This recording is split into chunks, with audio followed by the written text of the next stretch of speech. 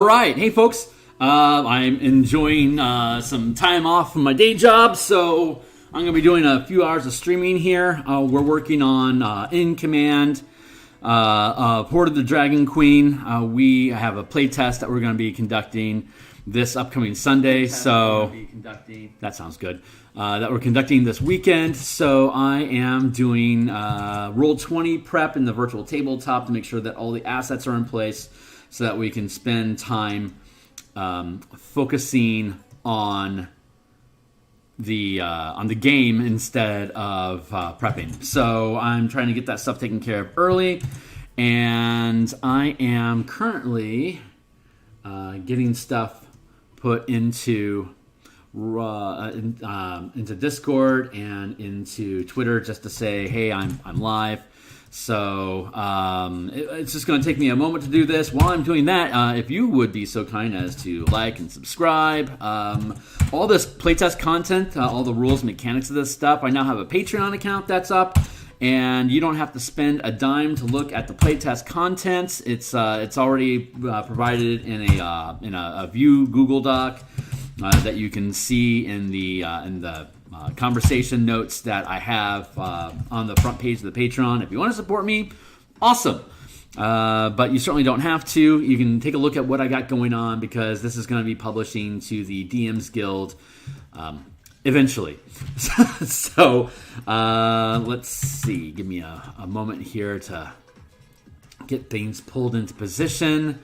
And so here, let's see, here, and here. I'm just getting this stuff out of the way. Okay, cool. So here is Greenest and Flames in the in D&D Beyond. I want to say there's a map down here. Rewards, development. There should be Half Dragon Champion. Okay, so what we're doing is we've got a virtual tabletop here that you can see that we've got the loading page, and then we've got the full town map that's broken down into 50-foot square, 50-foot grids, and then we have zoom-in areas. This is what we were just looking at. Here's like the first encounter when you first come into town. That is located here on the map. This is where you come in on the south end of the town, and you see all these little fires that are popping up, and there's a dragon that's flying around that's causing these fires, and the town is overrun with dragon cultists. So when the players come into town here at the first point, the first encounter is this family here. Let me get in the zoom here. This family, a couple, and then their two kids, are running from these kobolds that are attacking local towns.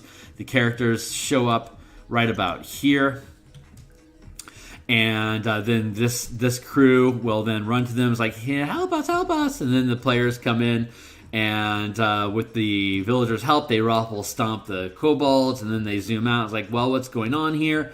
And the first objective after that the players are given as per the campaign description here is get yourself to the fortress so that the couple can be safe. And so it's 100, 200, 300, 400, 500. It's only 500 feet. So you should be able to get there within a minute. Each square that you move, the adventure has described as each 100 feet, you're going to make a random encounter check to see what happens. So on a D12 roll, there's these 6 different combat formats that are built. And then on a 7 or an 8, you can run into town folks that are either being hunted by one of these raiding parties, roll D6, or you just find D6 town folks hiding. So you can add them to your squad that can grow. So what we have is we are building a stage area, a staging ground here. That you can see we have just a random space that I have opened up that I can cut and paste different environmental stuff, like different screen grabs from the original map from.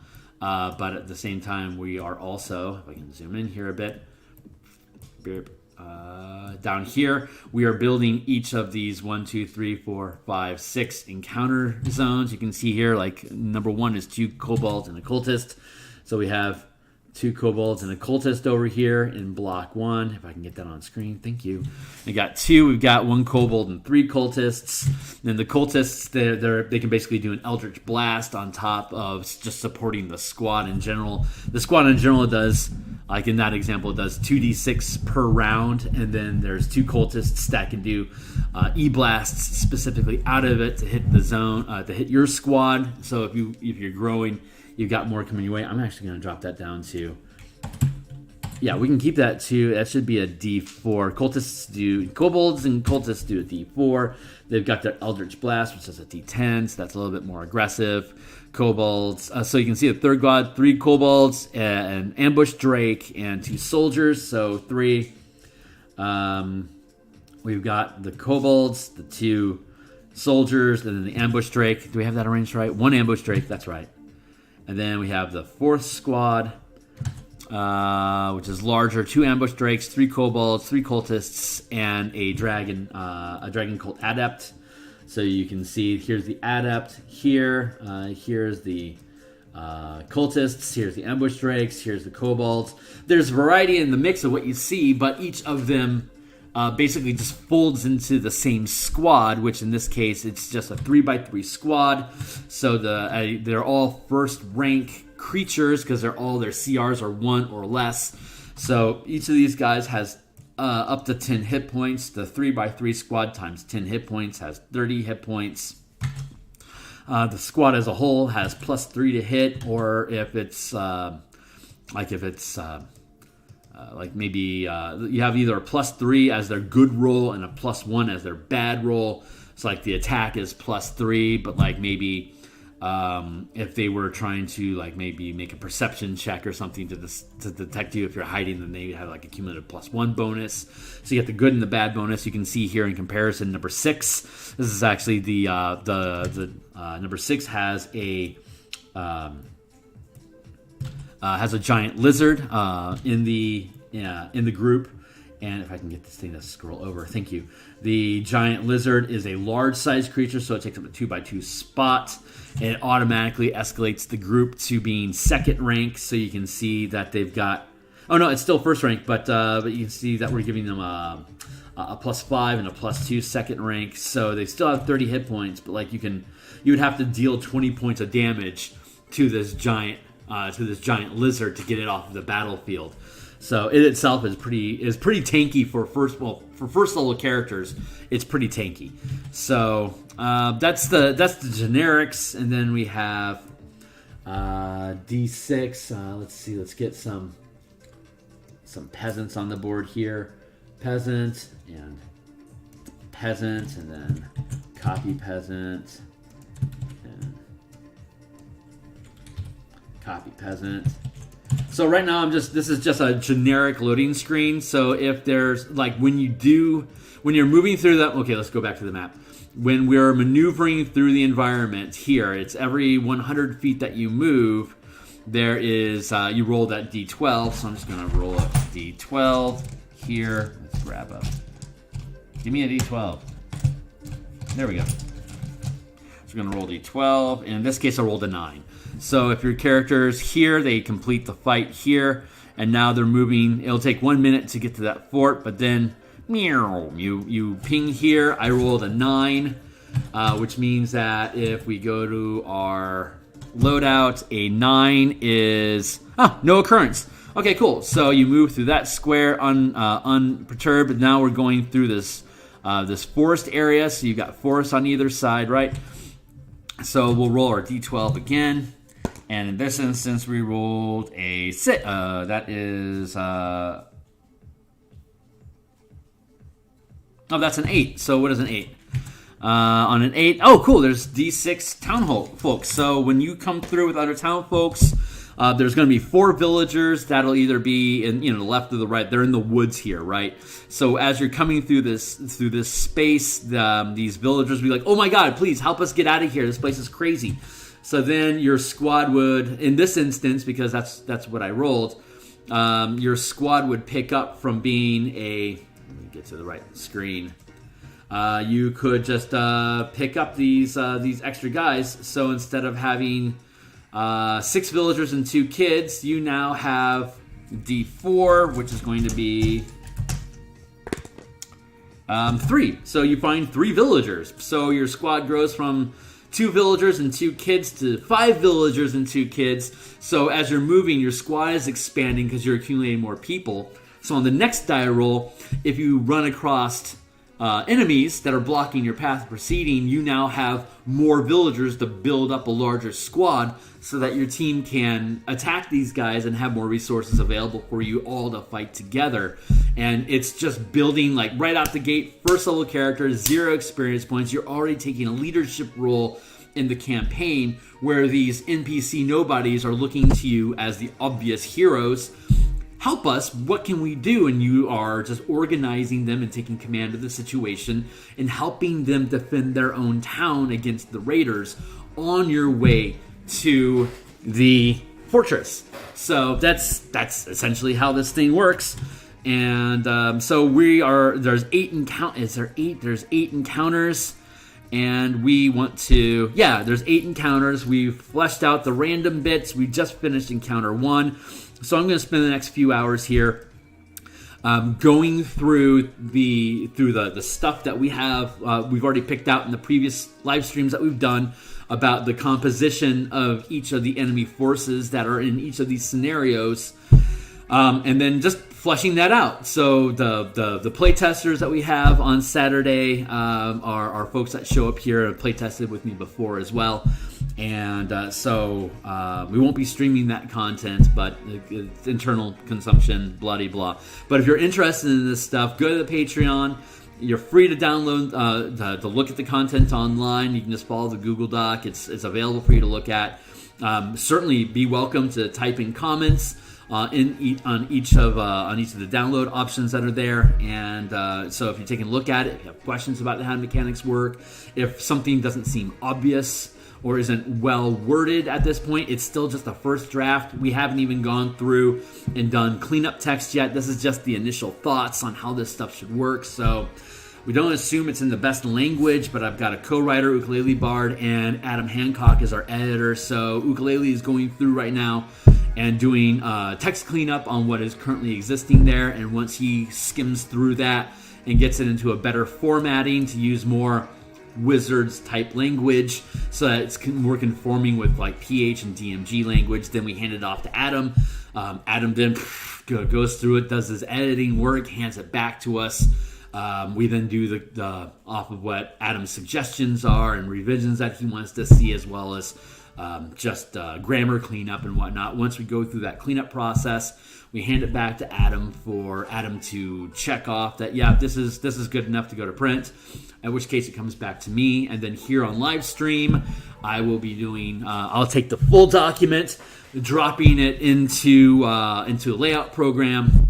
I will then lay out all the document, create the spaces that we need to have for maps, diagrams, charts, tables, and then we'll see how that space gets filled. And of the remaining spaces that lay open, that's where illustrations will drop into, and I'll be doing all the illustration here on stream as well. So if everything goes well and we all stay on track, we'll probably see this, probably not by year end, probably in the first, probably Q1 of 2023. So it's still going to have a few months of writing and editing, and once it gets through that process, then probably a couple, like a week or so for layouts.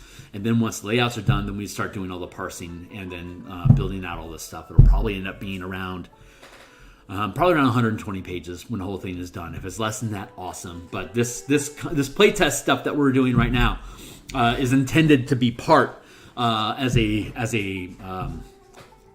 companion document. So you can check this stuff out, and you'll have the in-command book and then all the content that we're doing for this playtest for you to see how you can use this.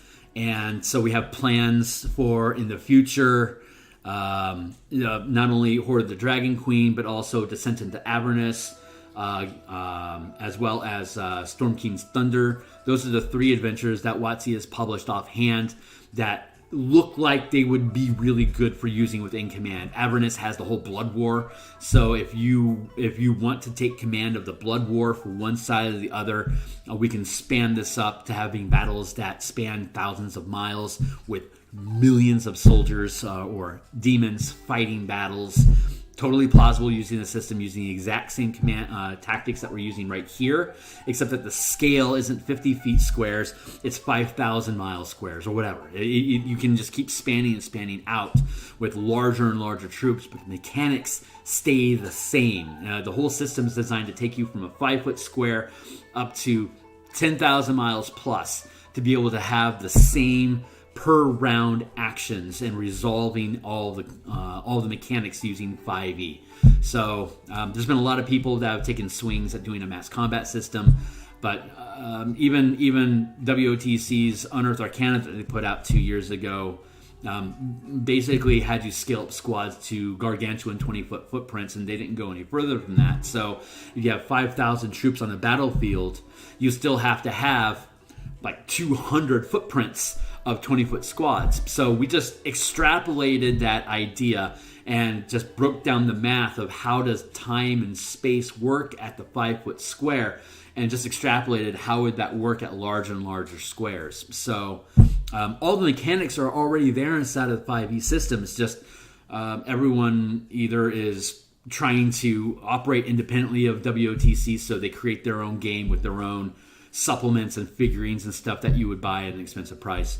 And then WOTC obviously hasn't really invested their interest into this. Instead, they built a separate board game that isn't 5e, that's a companion to 5e, which is what all these different things keep saying, is that you can use it with 5e. This is actually meant to be used inside of 5e, not beside 5e. So you should be able to smoothly scroll in and out of Zoom, like I've been showing on these in these different live streams that I've been doing, how you can scale in and out effortlessly between scales to be able to move quickly across the battlefield to accumulate encounters that you can then zoom in again at a smaller scale to engage. Or if you accumulate a large enough squad, then you are actually moving at the 50-foot scale, like in the Dragon versus the Fortress encounter. Or later on in Encounter 8, when there's the call out from the Dragon commander saying, send us your champion, and my recommendation is, well, just send out the whole squad and have them punch what's left of the army at that point in the face, because they have no dragon support anymore. Because if everything goes well, you would have shot the dragon enough with 200 arrows, and it's like, well, this is just no, goodbye. And so the dragon leaves, which leaves the army exposed, so that you can roll out with all the villagers you've accumulated and all the soldiers that were already in the fort, gathering them together, taking command of that situation at the 50-foot scale, and then rolling out against the army and punching them out of town. You become the town's hero.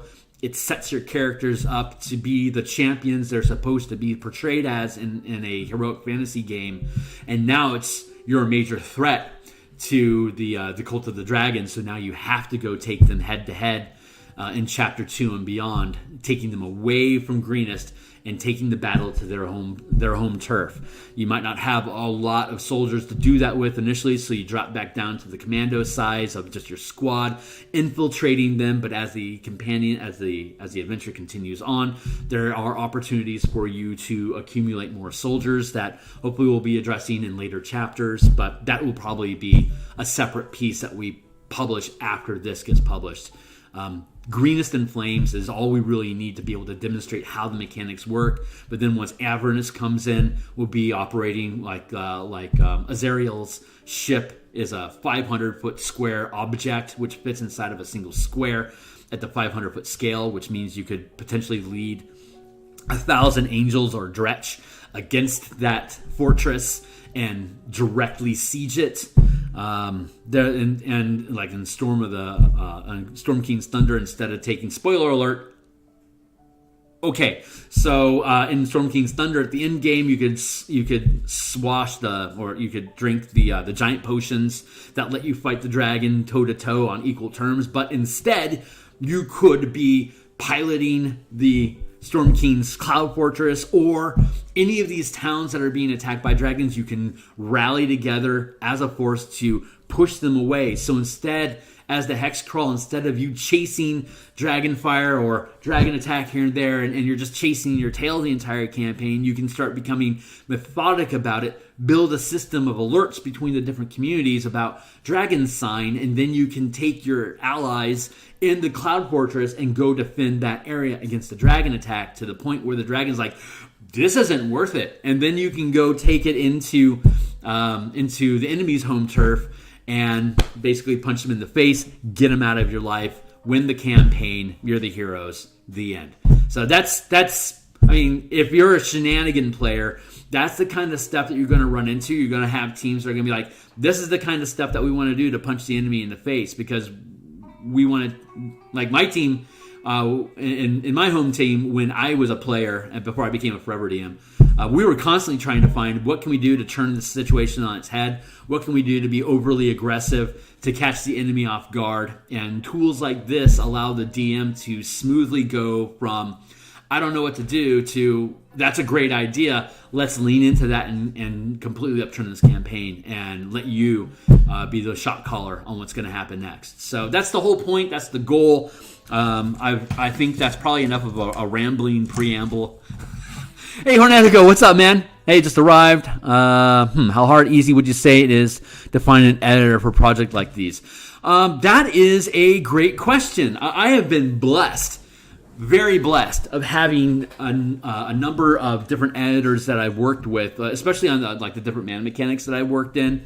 But what I generally recommend is that if you are looking at products that are a similar scale and flavor of what you're working on, then you can just reach out to the guy that did the editing for the book that you're looking at.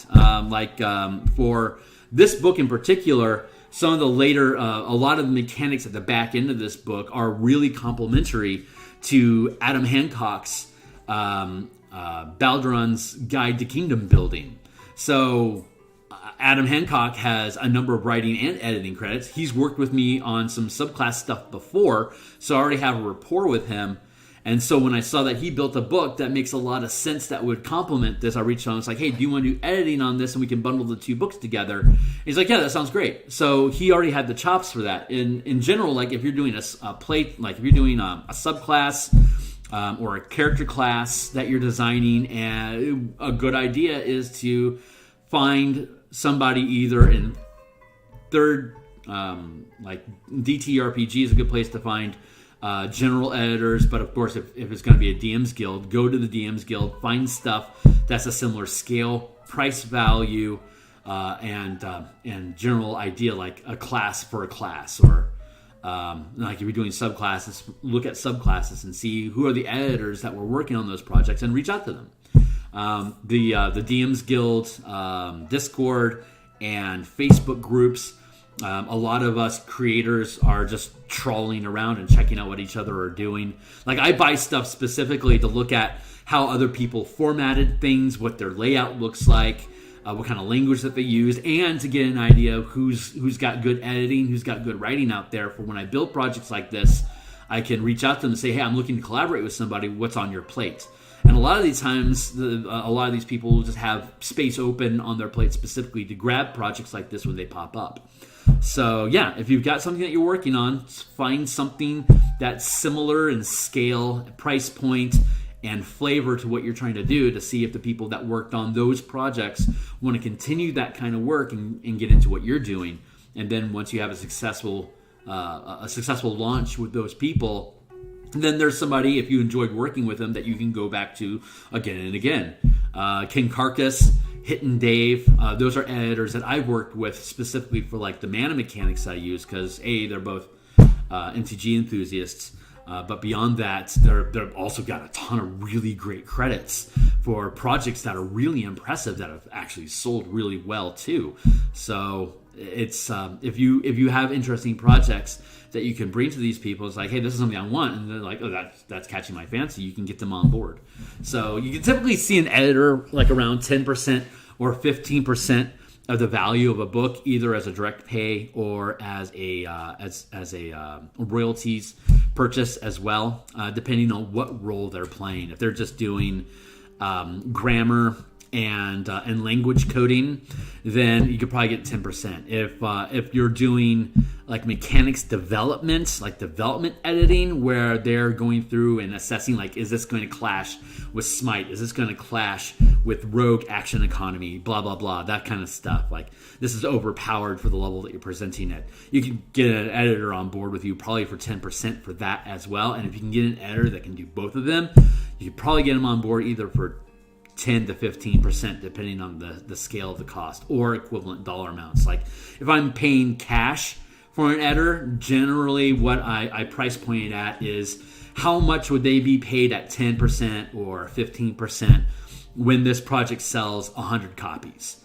And you can negotiate those with the individuals that you're working with. So if I think it's going to be a bigger project that I want them to support, and like, if you're paying them cash, you can't really expect them to give you a lot of support, like shout outs, retweets, feeds, because you're just paying them a flat fee to do the job. It's work on demand, they're out. But if you're giving them a percentage, the more it sells, the more they get paid. And if it's something they already believe in, they're going to want to tweet it as well. Especially if you can find work that they've done that you can bundle together with what you're doing as a sensible extension. So like the Thieves Guild product on DMsGuild that Marcos Prasadi had done. It's like a platinum seller right now. And some of the back end stuff of this is about building guilds like Thieves Guilds, Mercenary Guilds. And their work curves really elegantly in with what we're providing. So us bundling together, like each of us get like a 25, or maybe I have a 50% discount and they have a 25% discount.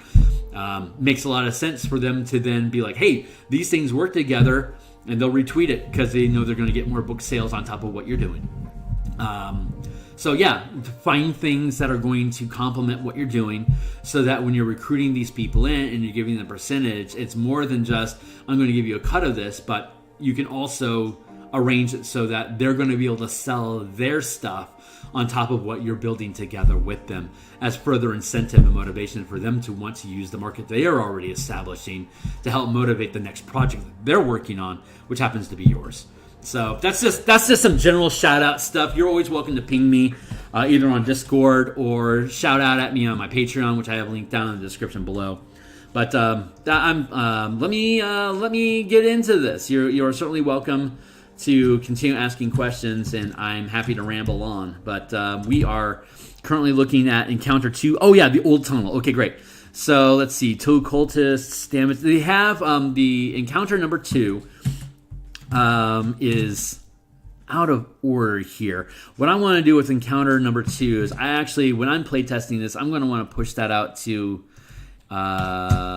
here to be Encounter 4, because when the team gets to the fortress, what I want to do is have the Sally Port attacked first, and then the Sally Port is the here. Let me show you on the map. Let's go to welcome to Greenest, Fort Worth Camp. There we go.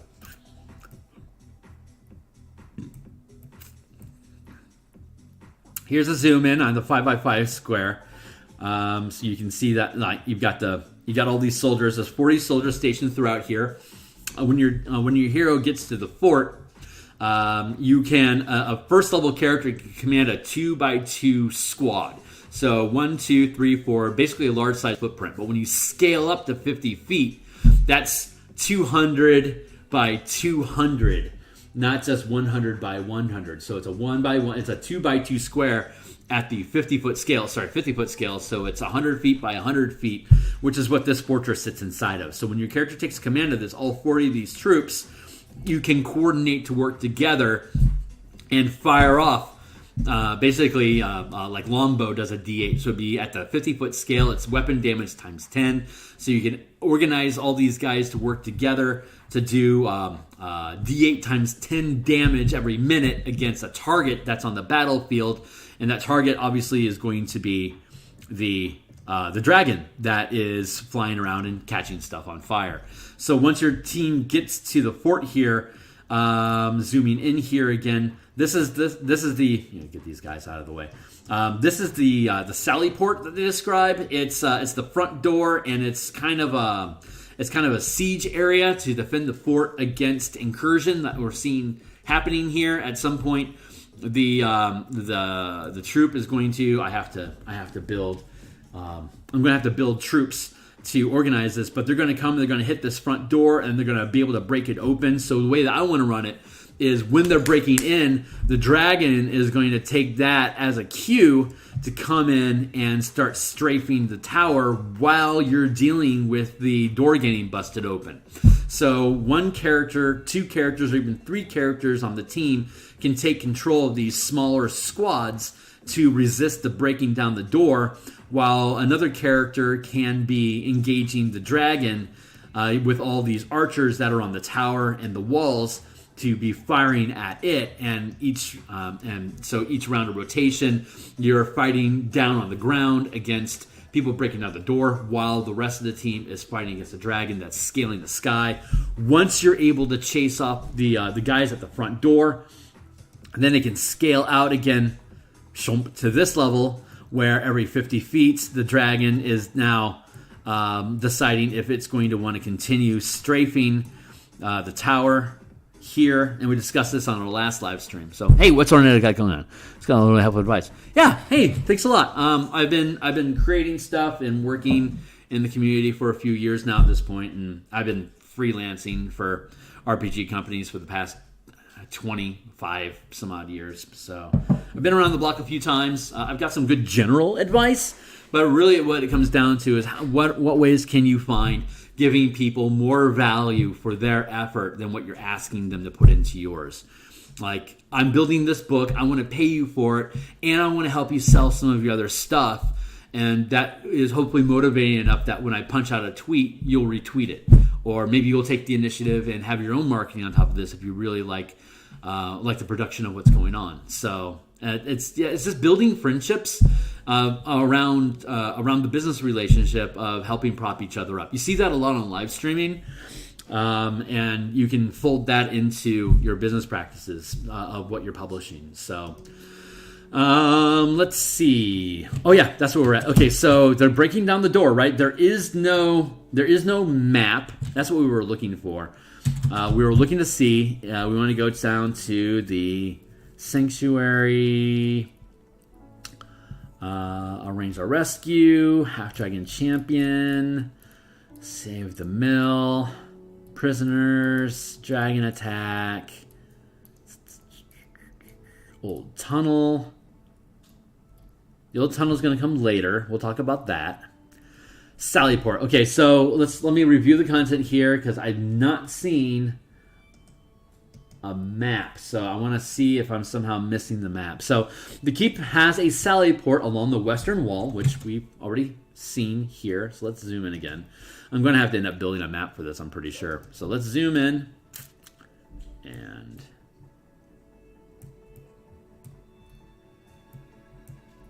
okay, western wall. Here's your west wall. Okay, so the keep has a Sallyport along the western wall for counter-attacking foes who bring a battering ram against the gates. During the night, while characters are in the keep, raiders approach, or basically anytime the characters get to the keep after the first encounter, raiders approach the old gate to force it open, rush through. Escobert, who's the mayor, who we're going to sideline as much as possible so the characters have to take control. I'm going to assume he's already described as wounded, so we're just going to escalate that. Escalate to the races in the courtyard to sound the alarm ahead of the infiltrators. Enough defenders are available to deal with the immediate threat from the raiders loose in the keep, hence us having squads roaming the grounds. Enough defenders are available to deal with the immediate threat from raiders loose in the keep, since it's a more probe that got out of hand rather than a full-scale assault. Is most concerned about resealing the Sallyport as he seeks out the characters for that job. So that's a great opportunity for the dragon to attack while the fortress is distracted. So instead of it being something that accidentally got out of hand, it could be actually a coordinated effort. So that coordinated effort, from my opinion, would probably be something like if we've got, like, for example, We got kobolds here, probably with some soldiers. So I'm going to have some winged kobolds here. And let's go with dragon knights or soldiers. So I could get these guys, and when we build that out to a proper crew, they would come from, like, if this is their staging ground, their command post, which is near enough the fort to be able to siege it, but has cover from these buildings. You can see I haven't caught these buildings on fire yet because I want their forces to use them as cover against the fortress so they can't get shot at. Smart. We're trying to think, how would an actual invading force that wants to keep that tower pinned down, where would they position themselves? What would they do? So something smart that they would do. And I don't mind spoiling this for the folks that are going to be playtesting this, because this is, anyone can read the adventure. There you go. So but this is the kind of way that a DM can be thinking about, how do I want to conduct battles if I have this scale? So they could slip through between these buildings, and then it's 100 to 125 feet to be able to get up. So if you can perceive that they're approaching, then you might be able to get a pot shot or two at them from the soldiers on the wall to be able to make an attack against them while they're advancing, whittle down their forces to whatever size it has here. So you've got the encounter at Sallyport, so you've got 3 kobolds, acolyte, and attack drake. You've got 2 guards, cultists, and 3 kobolds.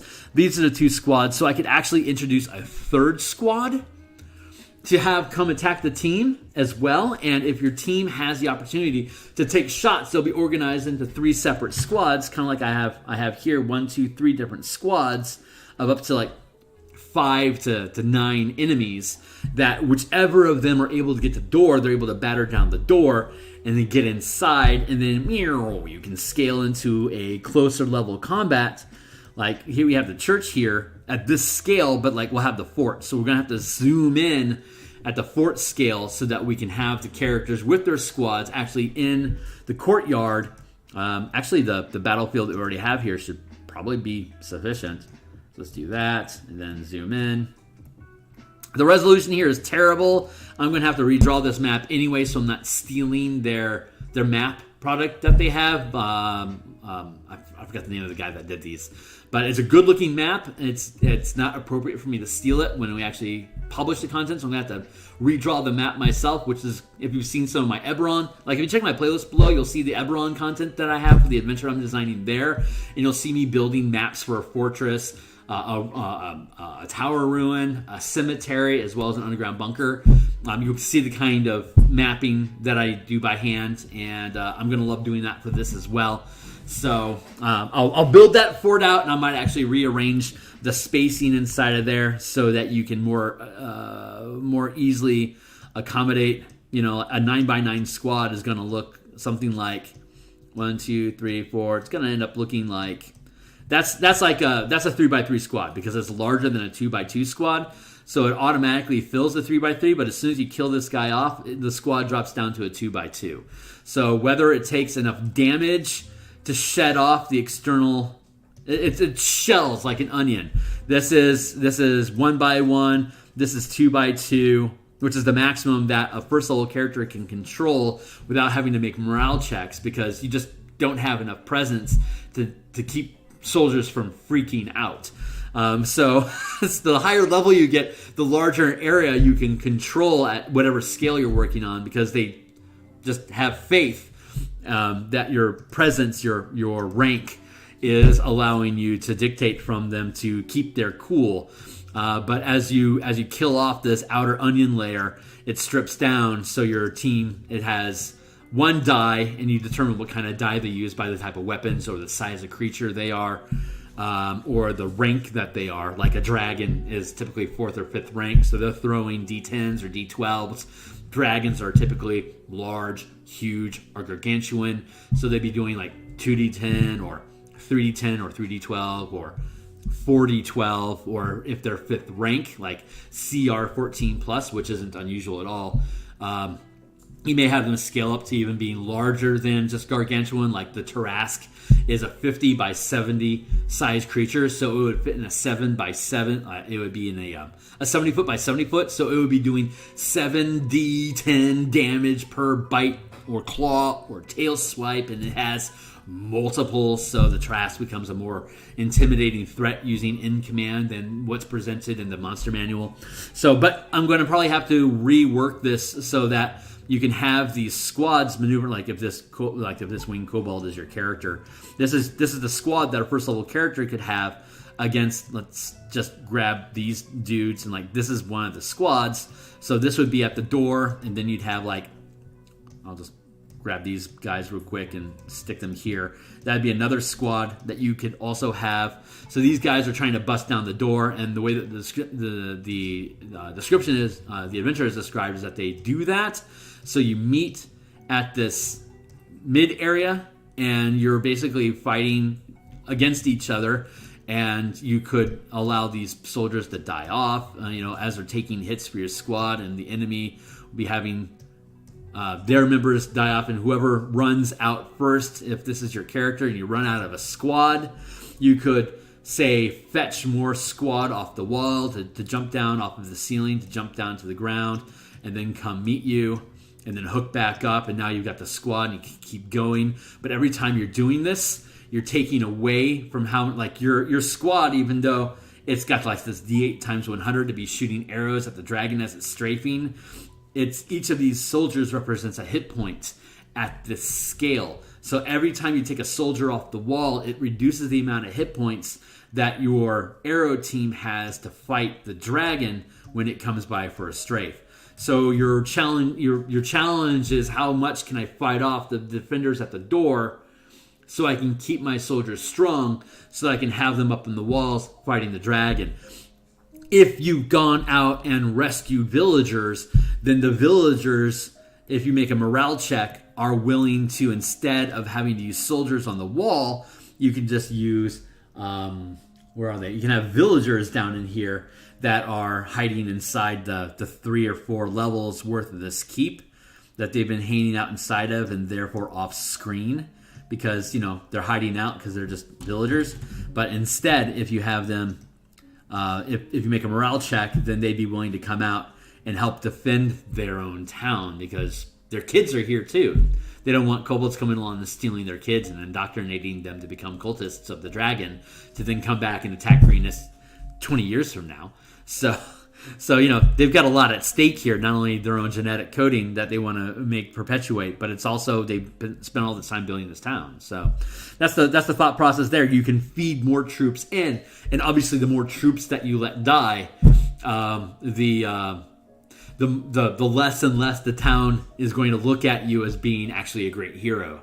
So if you're willing to take damage instead of soldiers and villagers while you're doing these fights, I can also provide you with a limited number of flasks of healing potions that are stockpiled here at the castle. So your first level character that might only have 8, maybe 12 hit points can take damage from these kobolds, dealing like D6 or 2d8 damage. That's a lot of damage that you may or may not be willing to take. If you can survive it, you can take the damage and then use your action to quaff a potion, allow the squad keep attacking for you, and you can keep tanking damage for them while you're trying to fight them off. So a single fight doesn't have to kill your character at first level.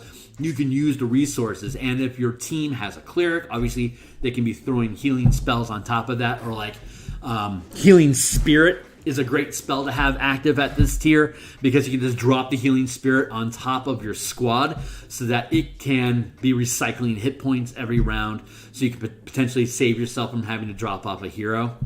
This is it's amazing that this system actually lets you, healing word is a healing spirit is that might be too much trouble for your squad or for your characters and a dungeon to be using. But when you're using in command, if you're trying to keep yourself from losing people from your squad, healing word is actually fantastic, because it's going to require concentration to maintain it, and you're just dropping it on the squad so the squad can continue to gain hit points back every round. So your objective may be to knock out the dragon adept, who has healing word that's healing his team. So while your squad can attack head to head while your back fence or your frontline fighting characters want to target that cultist that's maintaining concentration to keep the healing spirit on top of his squad, so that you can then start using attrition to knock out his troops and win the fight. So it could potentially be, depending on how you build it with the DM, a wet noodle fight until someone's able to knock out that healing spirit concentration. That's just one of the ways that the tools that are already built inside of a player's handbook isn't broken. It's just applied at the right scale. So healing, and again, harping on healing spirit, that is a spell that you may or may not want at your table, but if you're using in command and commanding squads, that's a great resource to actually keep on tap for your team and for enemies to make use of as a way to prevent them from having to lose troops if you don't want to. So, but then again, also during your session 0, you guys can establish when you lose a troop from your squad, are they dead or are they retreating and running away? Because like they could get hit with a sword and they fall back. And then this guy, instead of this villager dying, he has to fall back and retreat because he's wounded and he needs to be taken care of inside the citadel. But someone else is willing to step forward and take his place if you make the morale check. Like every round, maybe you have to make a morale check. And if you do, you're able to beckon someone to come help. And they're like, I've got the courage, I can do this. And they come running, they join your team so that you can keep replenishing your troop at the cost of, say, losing healing potions, or maybe losing like the amount of renown you would gain, or if you're using the XP system, it could be every time you have to swap out a troop or someone falls back, you lose 5 XP from what you would get. But I generally use milestones and sideline those concerns unless it's something that you're obviously pushing people past. Like if you're trying to build squads that are larger than 2x2, or like at 5th level you can command up to a gargantuan size 4x4. But if you're trying to build an army that's bigger than that and command them, then your morale check is representing they're not willing to stick it through to you, so they actually run away instead of staying with you. So you get whittled down to the size of the troops squad that you're supposed to have. That's just some of the narrative mechanics that we talk about that we're laying out the foundation for discussing inside the book, which is going to be like how do you use this, like here, how do you put this all together and how do you narrate this in your campaign?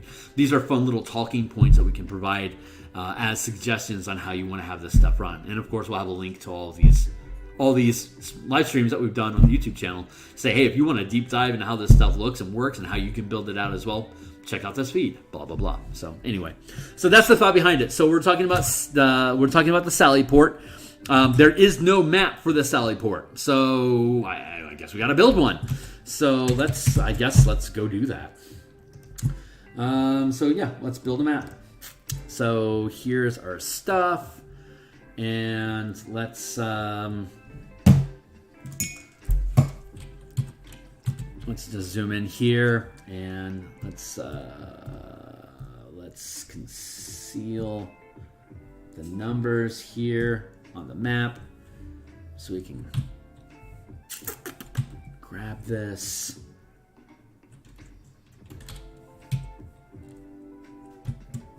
Let's grab a box.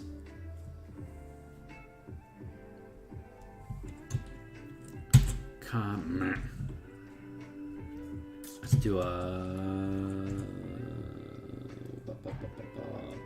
here. This is what we want. Copy and then paste here. And then let's go with. Oh, that's locked. Let's unlock here. So let's go to free transform. Oops.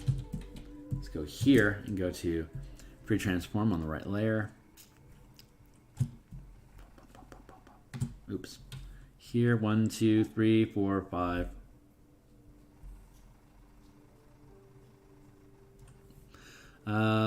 One, two, let's see, buckling shoes. 1, 2, 3, 4, 5, 6, 7, 8, 9, 10. 1, 2, 3, 4, 5, 6, 7, 8, 9, 10. Bob is your uncle. Let's make sure that all sits pretty.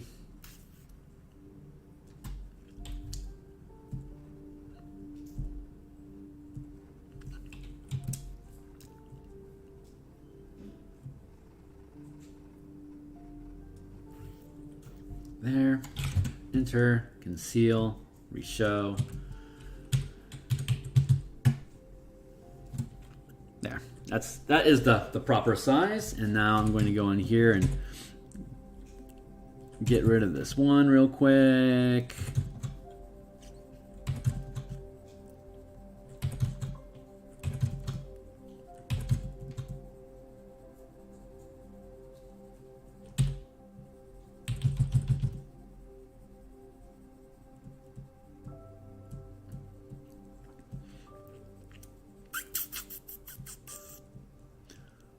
Okay, so let's see. How are we going to do this?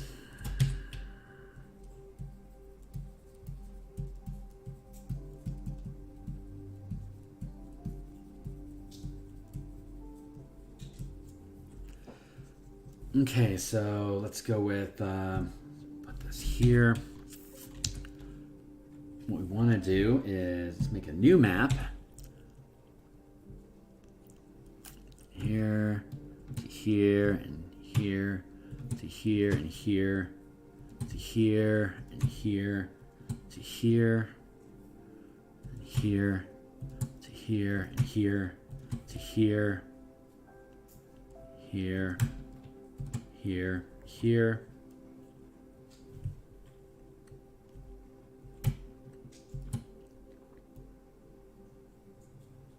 You know what?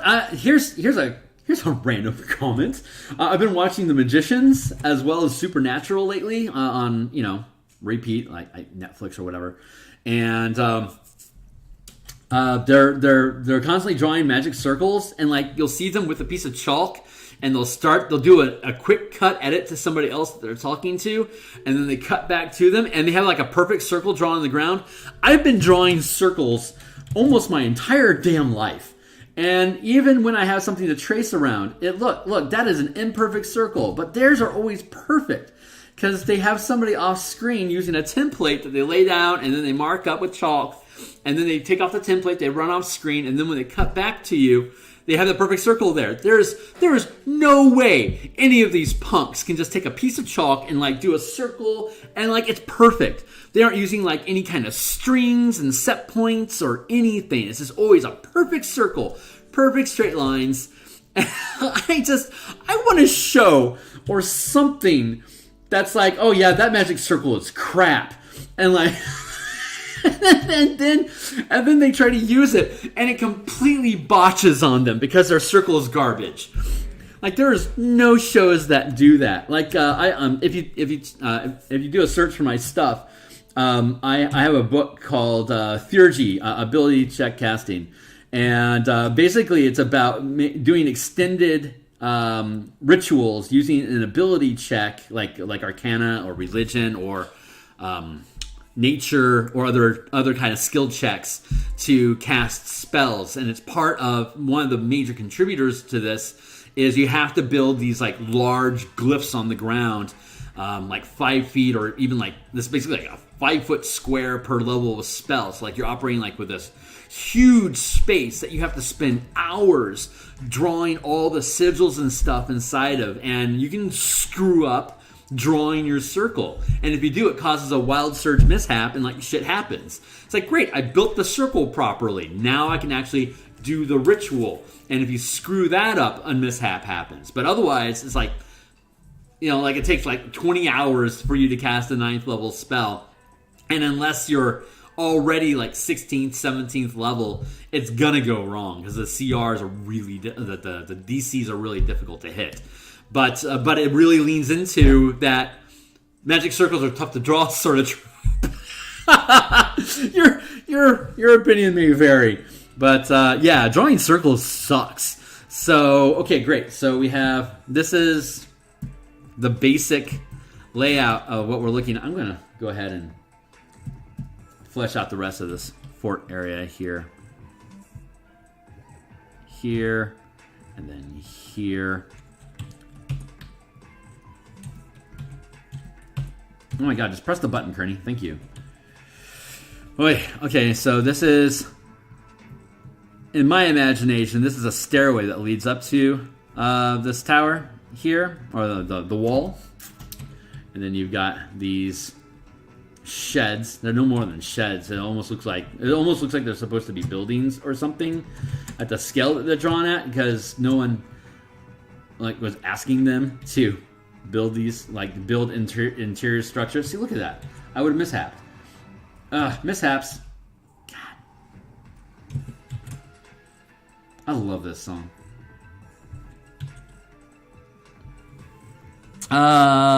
Eastern Drill. That's what it's called. Love this song. Epidemic music is, I like it. All this stuff we've been listening to is an Epidemic subscription. I've got about 8 hours worth of Middle Eastern techno and smooth jazz loaded into here that content creators have produced. I've considered going into Spotify instead, and I see that Epidemic is trying to curve into that Spotify space, which I definitely encourage. But I like this setup. I'm pretty happy with it. I like having music to listen to. I used to just use like when I was streaming on Twitch specifically, I was using copywritten music like Tool and Led Zeppelin and stuff like that. And Twitch is like, you are never going to make any money with us. I'm like, okay, that's cool, because I didn't care at the time. But I'm actually trying to build out a channel now, so I had to get copyright free music or stuff that I have permission to copyright with. So definitely recommend. Okay, so here is the general outline that we have. I'm gonna put a door here, and we'll put a door here. And the wall is here, so this structure technically extends out to here, right? And this one, that's a shed. That's another shed. So I'm actually going to build these out underneath this walk space, because that's what feels right to me, to do.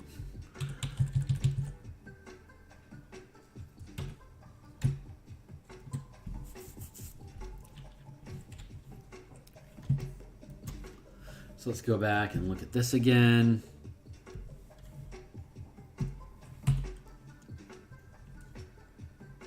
Here to here. That's the area that we're working on, and we're on a new layer here. So let's see. We got the Sally port. We got the doors that are here. It doesn't really talk about a chamber or anything. Let's go back to the description to see what it says again. So let's see. The keep has a Sally port for counter-attacking foes who bring a battering ram against the gates. So that kind of implies, it's amazing they didn't provide just at least a minimal map. So I'm thinking that you have the walls here, and the gate is here, flush.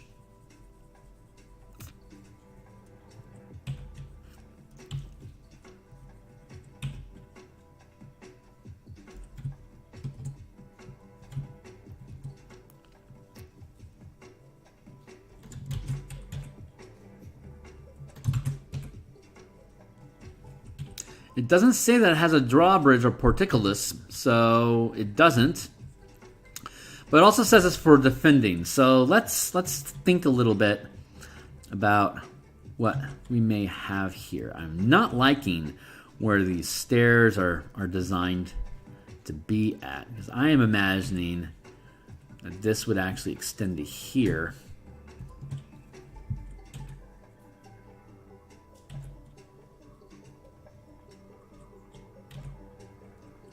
Like, there is no second set of doors. I really feel like there should be.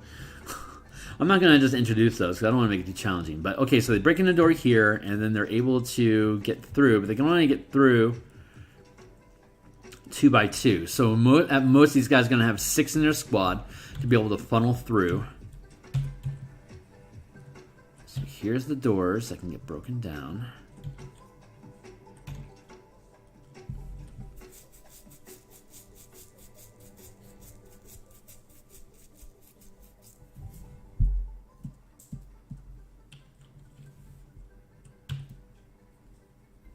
Erase that. We'll build out on a new layer.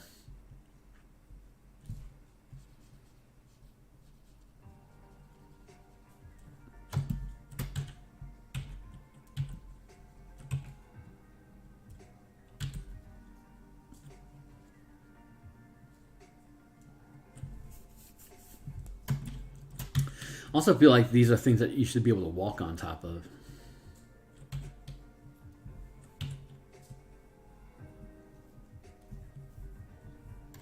Like, to me, it would make sense that, like, if you have these roofs, that you would just extend the area that you can walk on along these walls to include the roof of these buildings. That just makes sense to me. It can be like a ladder down.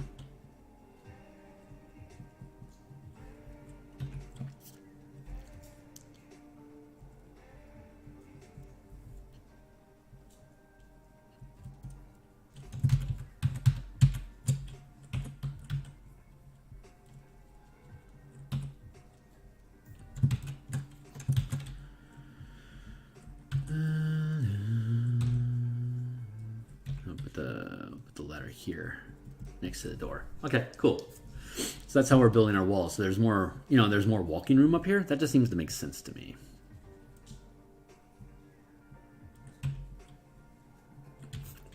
These doors exist on the lower floor.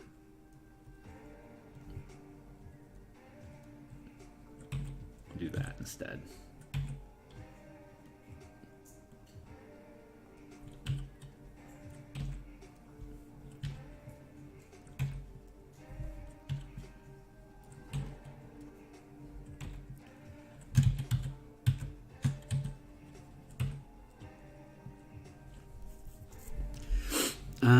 And then there's these doors here. Oops, wrong way. So let's go to here.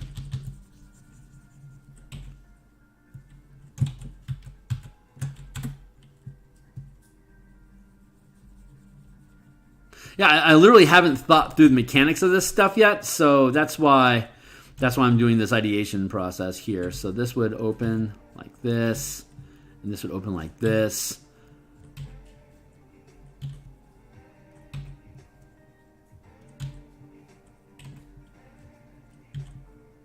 There, so what does it say? Okay, so enough defenders are able to deal with the immediate threat from raiders losing the keep. Since it's more a probe than it actually got out of hand, blah, blah, blah. To secure the Sally Port, characters must battle through two groups of foes. The first fight occurs against 3 acolytes, blah, blah, blah, blah, blah, which are guarding the Sally Port's 10-foot by 20-foot ready room against exactly this type of counterattack. Okay, so where on the map is there a 10-foot by 20-foot room? It doesn't exist. And in fact, a 20-foot room would take us all the way to here. 5, 10, 15, 20. Yeah, that's not making sense. Okay, so what do we need to do? We need to fix the fort. That's what we need to do. God damn it. Alright, so let's fix the fort. I'm gonna have to basically take this here, and God, they really just didn't think this through at all. It's like they didn't even care. Always just makes me so mad when they want you to do something but they don't provide the assets or the ability to actually do it.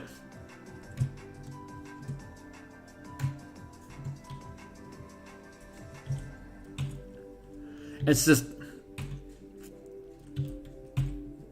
how much do they pay these editors? Like, this is a simple mechanical edit that should have been caught. Like, where's your map? Does it even make sense? Your fortress is bunk. Let's just scale it up to see how it's drawn. I'm not disparaging the guy that wrote the map. I'm disparaging the art direction that was provided.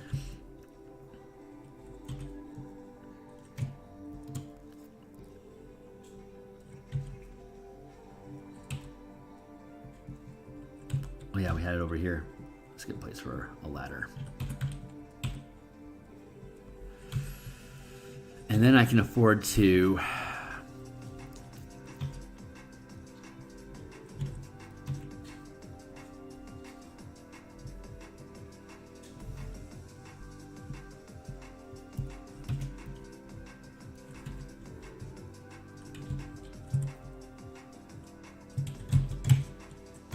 uh-oh.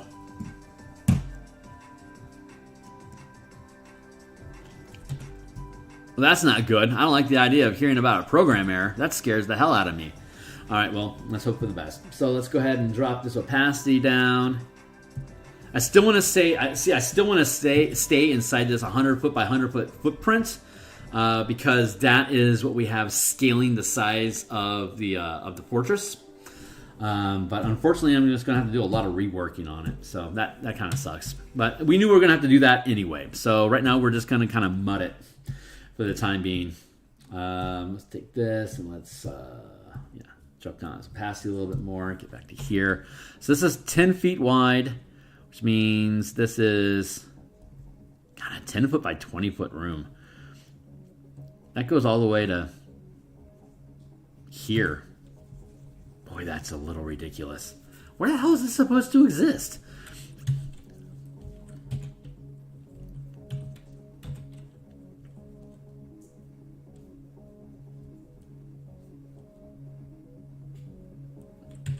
That's how the doors do.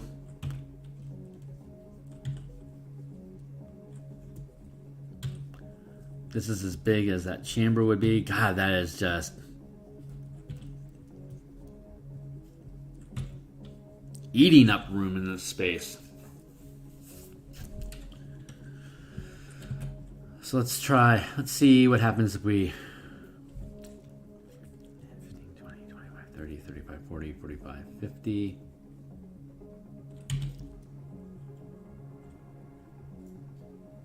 Oh, silly me. That's what I'm doing wrong. That's why I'm having such a brain break. Because this is a 100, 5, 10, 15, 20, 25, 30, 35, 40, 45, 50. So this is actually supposed to be double this size.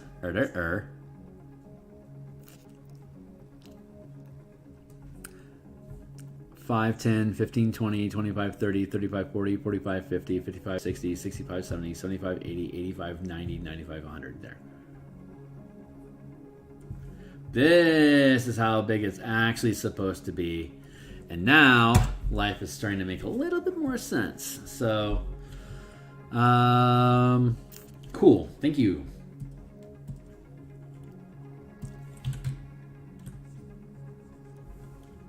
Let's fade this down.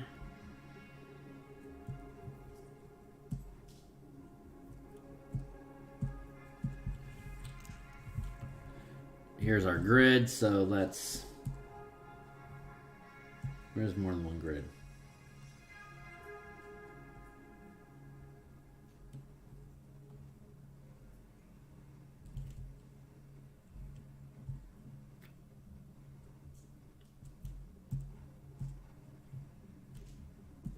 Also a grid. Okay, cool.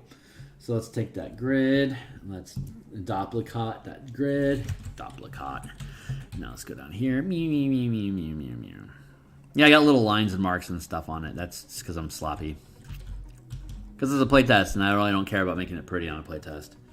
But that is...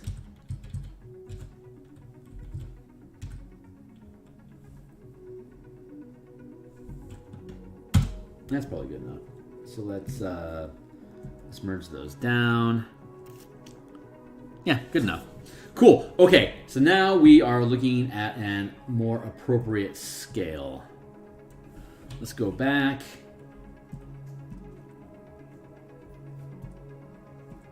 Right. Okay, great. So now we're back in a more sensible world. So 10 feet by, okay. 5, 10, 15. Oh, I see what you're doing there. Now life is starting to make more sense. 10 feet, and actually, no, it doesn't. It says it's a 10 foot by 20 foot room specifically designed to defeat this. So if it's 10 feet wide here, then 20 feet deep, that's kind of like this. Let's actually build this. Let's go 10, 20, 30, 20 by...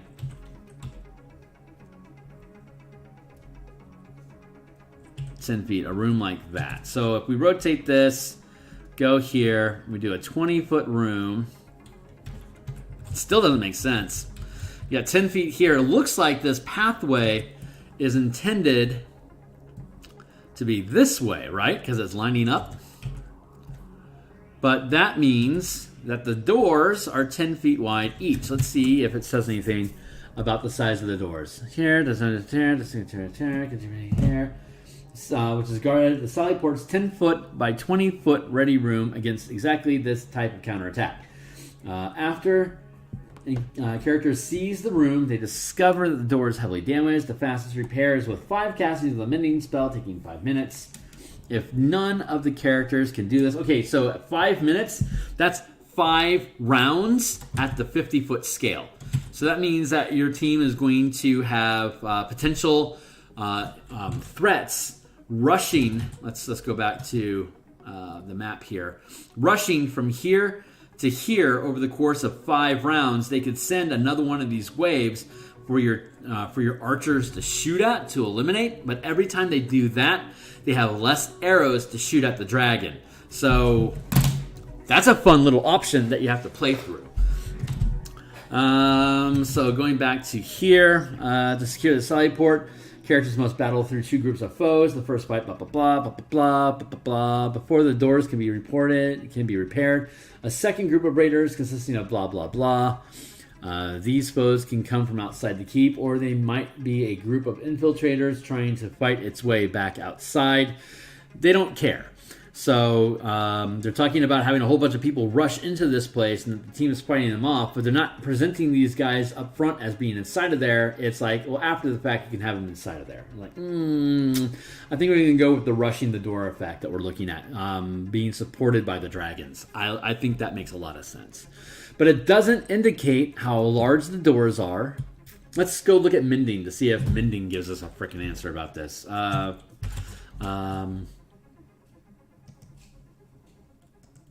Open the next one. So let's look at the mending spell. See what it says about area. Maybe there's an answer inside this space. The spell repairs a single break or tear on an object you touch. 2 halves, a broken key, a torn cloak, leaking wineskin. As long as the break or tear is no larger than 1 foot in any dimension, you mend it. So that means that there's 5 minutes. There's a 5-foot breach. I'm going to guess that's at the middle point, which is here. There. So the mending point is here, which means that the breach is here. This is what needs to be repaired.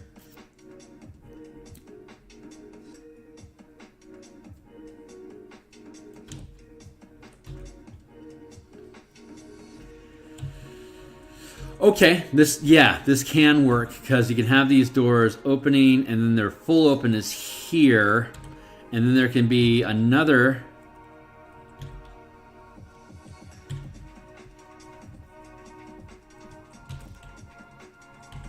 Yeah, that's going to work.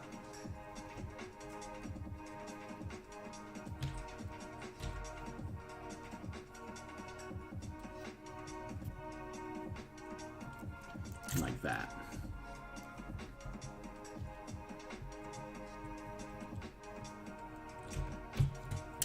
Okay, cool. That's going to work. Maybe I shouldn't hate on Wizards of the Coast so much. Nah, I should definitely hate on Wizards of the Coast. This is starting. Okay, yeah. I have to just go ahead and mea culpa and apologize formally that I was trashing on the art direction and the editors, because I was looking at the wrong scale, and that makes me a noob. So, but hey, here we are again, back in the saddle. So I don't mind. I don't mind being owned. That's fine. I own myself on that one. At the time, it didn't make sense. It makes sense now, so my bad.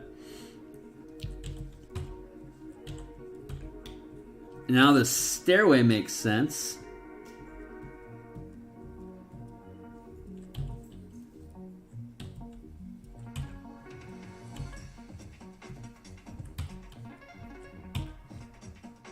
I've been making too many hot takes this week.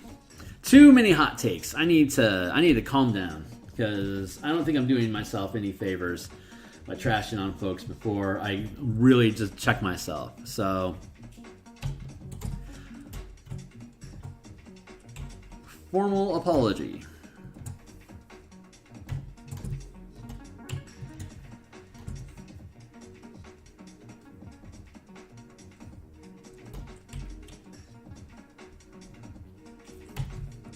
Here.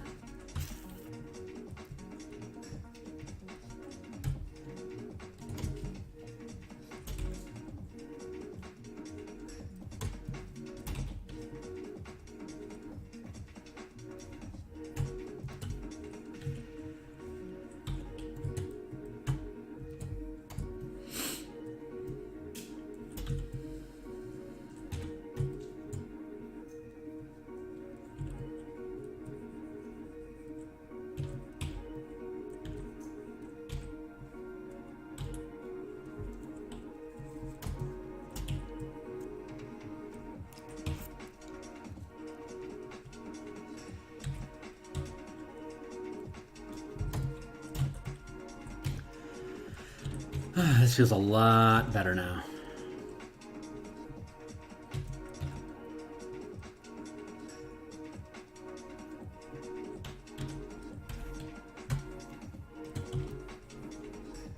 I'm going to beat myself up for a while for jumping to that conclusion too hastily.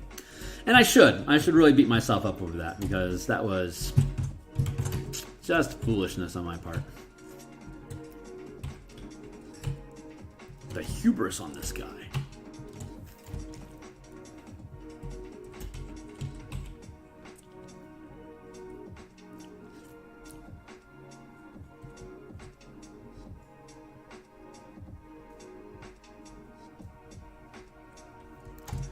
That would have gotten me killed right there.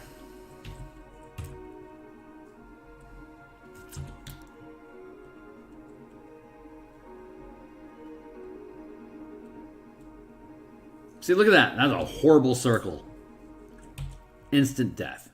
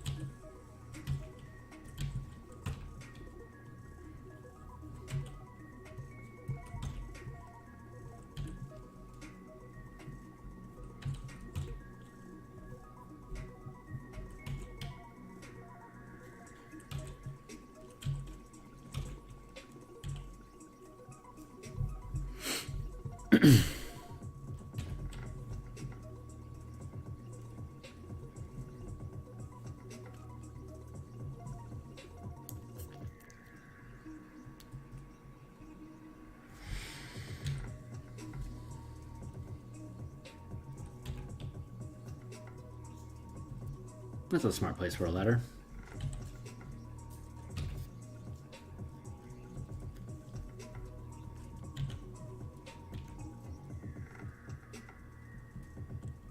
Ladder, ladder, stairs.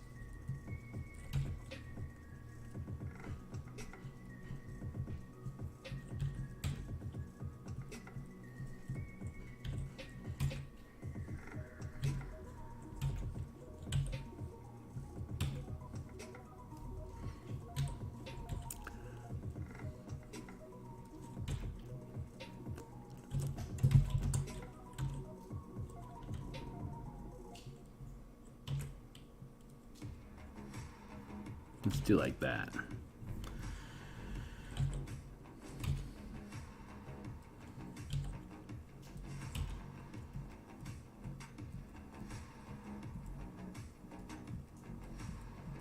let's put some squares in here to indicate a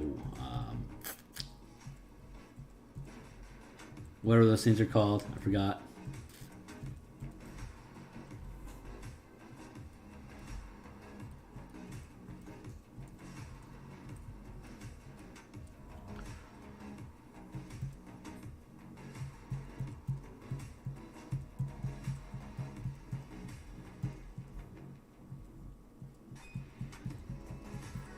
There.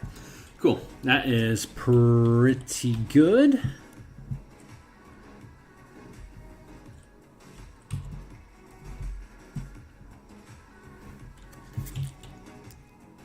Let's have it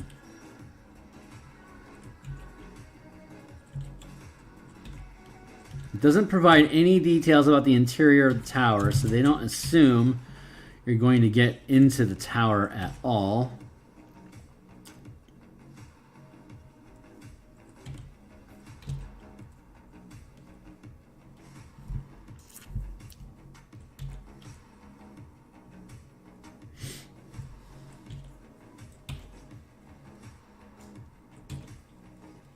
I feel like this should go all the way to the wall.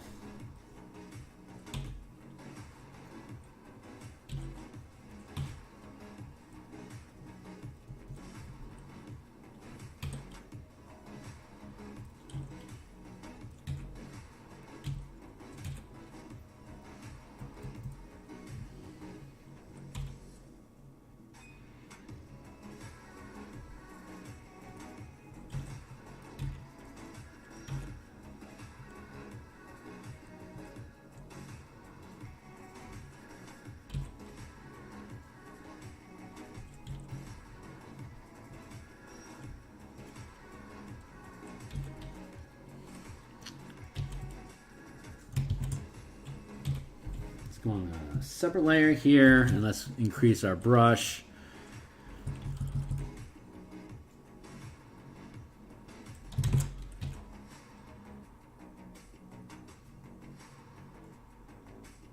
Let's do that.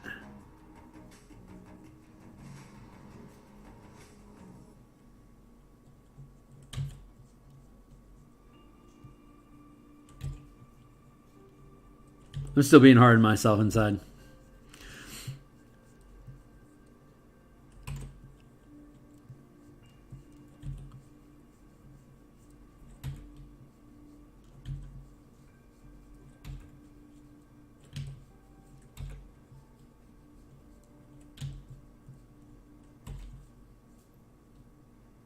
There, now let's drop the opacity on that.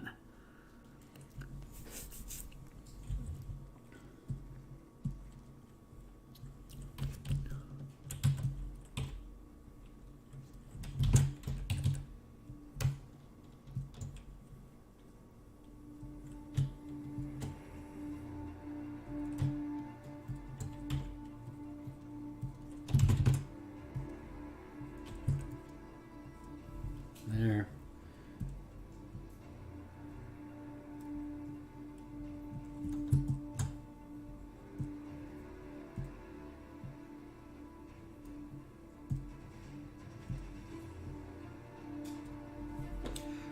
There. Okay, cool. So that gives you the wall over effect.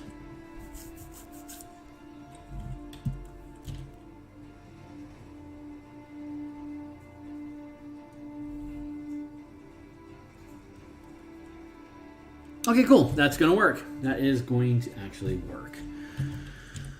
Let's get rid of these little marks that are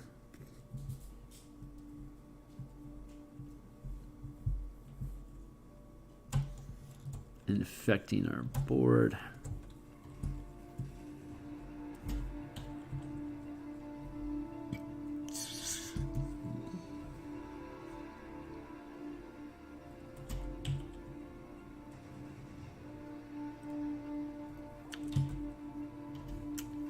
One, 2, 3, 4, 5, 6, 7, 8, 9, 10. 1, 2, 3, 4, 5, 6, 7, 8, 9, 10. Count that again. 1, 2, 3, 4, 5, 6, 7, 8, 9, 10. 1, 2, 3, 4, 5, 6, 7, 8, 9, 10.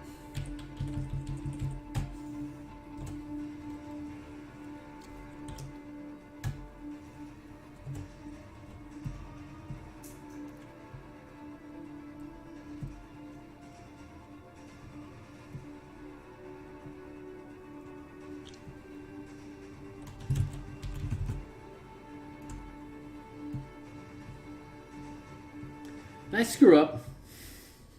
I hope I didn't. Let's go here to here. Let's make Sally Port.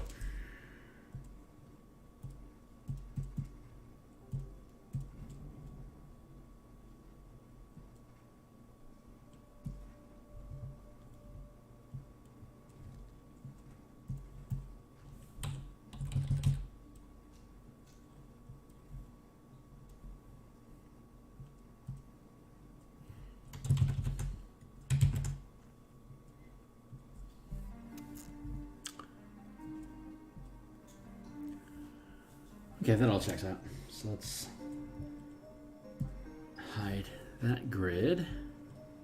It's looking pretty good.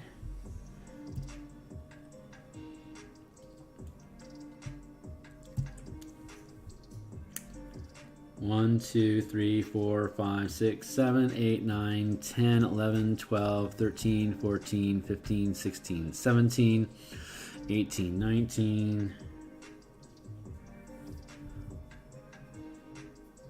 Okay, so let's go from here and see how far we go. 1, 2, 3, 4, 5, 6, 7, 8, 9, 10, 11, 12, 13, 14, 15, 16, 17, 18, 19, 20. Cool.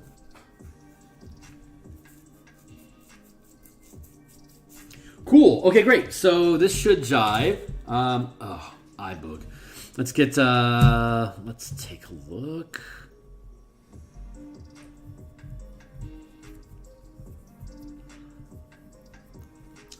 Yes. Okay, cool. So a 2x2 squad can come punch through here. There's barely enough skirmish room here for them to fight inside of, but it can be done. So it can be done, so we'll do it. So, cool. Let me go ahead and export this.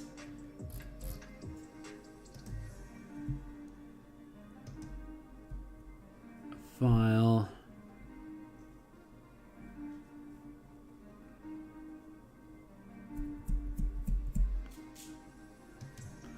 Let's save this as,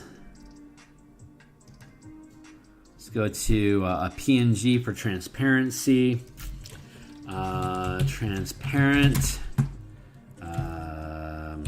Sally Port.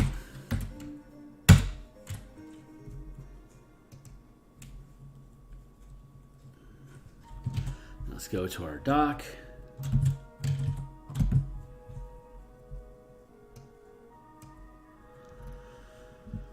Let's go to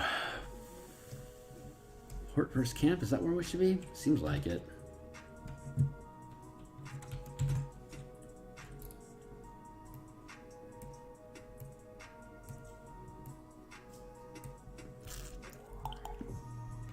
Let's go to map and background. Let's go up here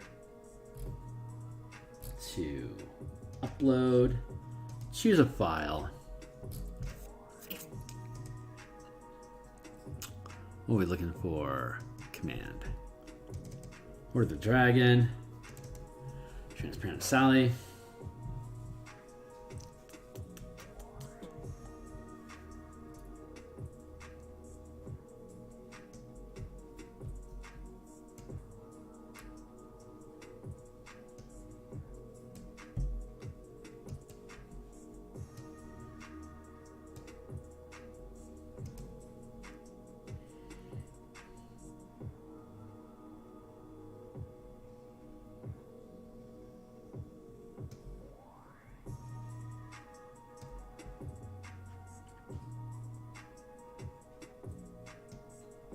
See if I can make this overlay work.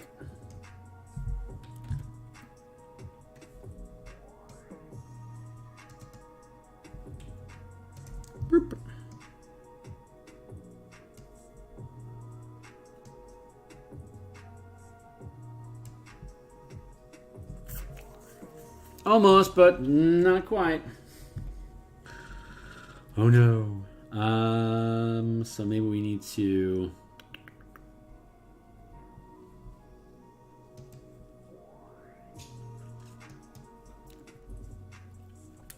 Let's go here instead.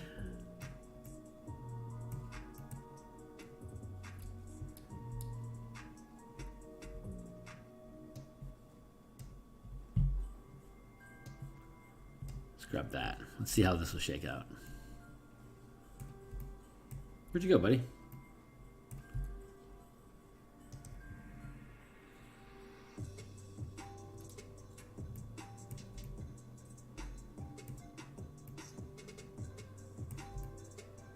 Seriously, where'd you go?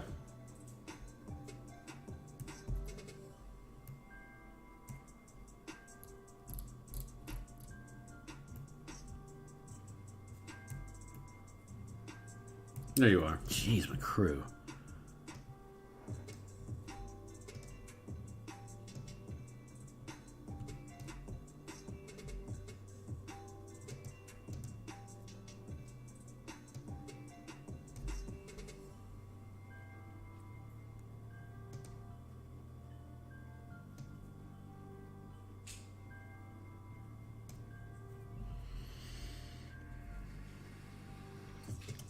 Go with advanced is drawing, so I can shuffle the scene around a little bit more freely.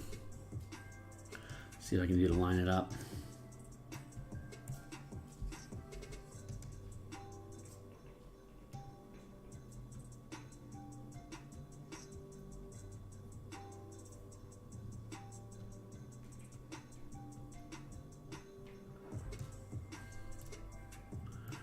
Zoom in a bit. Yeah, still much bigger than it needs to be, so.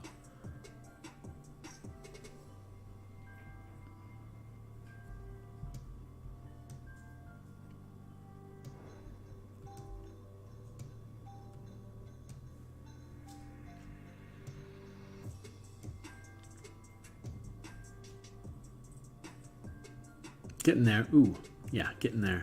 Still too big.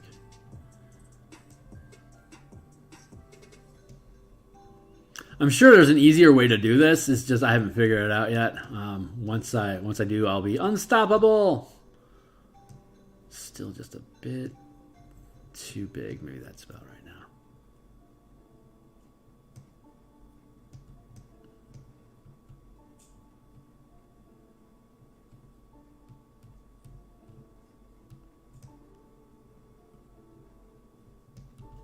There, but that's about right.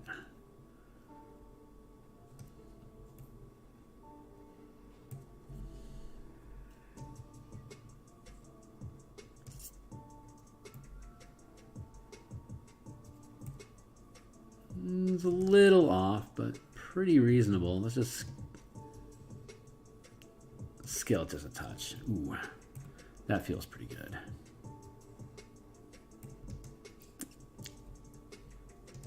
Nice. Okay, cool. Now we are at proper scale.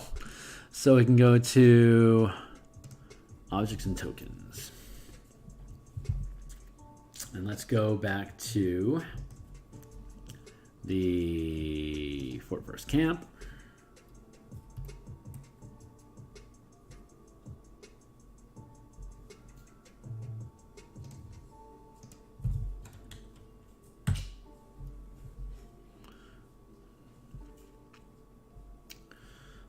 Let's see if I can grab this asset and make that happen so I can pluck this.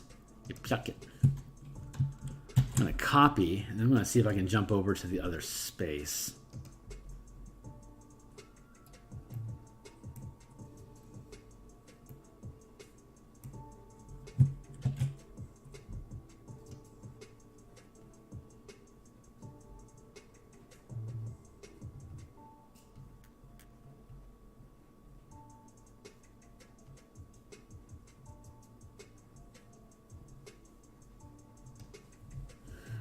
Not quite. So let's just go ahead and let's get rid of that. Just keep it its own thing. Here, so let's get you out of here. get you out of here. Let's put these guys back where they belong.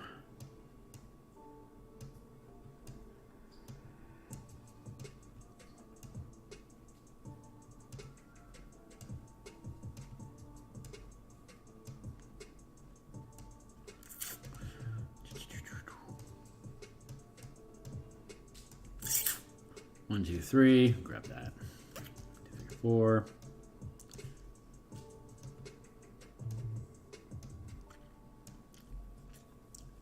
Conveniently, 3 squads fitting in the courtyard. You know, 4. If we had 4 characters on a team, you could have 3 down here, and you could have 1 up here on the wall. But the way that scaling works with 1-minute rounds at the 50-foot scale is as long as you are within the command zone of the larger army, you can scale in, operate at a 6-second 5-foot round, like we're dealing with the Sallyport here. And then when the minute turns over after 10 rounds, you can scale back out and still operate at this 100-foot or the 50-foot square scale. So if your character, use you as a character, if your character is inside of this 100 foot by 100 foot command zone, which is a 2x2 space, it's the same area as though this character is in command of this 2x2 space at the 5-foot square. It's just you're issuing a larger command at the 1-minute mark. So every 10 rounds operating here at the small scale, you can then issue a command at the larger scale, like shoot that dragon, and so they all take a shot. And any character inside of this command zone can make that command and have all these troops operate together to shoot at this dragon. At the same time, at that 50-foot scale with the D8 times 100, you can accelerate that since you're dealing with a combat round here at the 5-foot scale at this smaller scale here. When this dragon does its strafing run, like what is the dragons? Let's put in the work, get the answer. Blue dragon.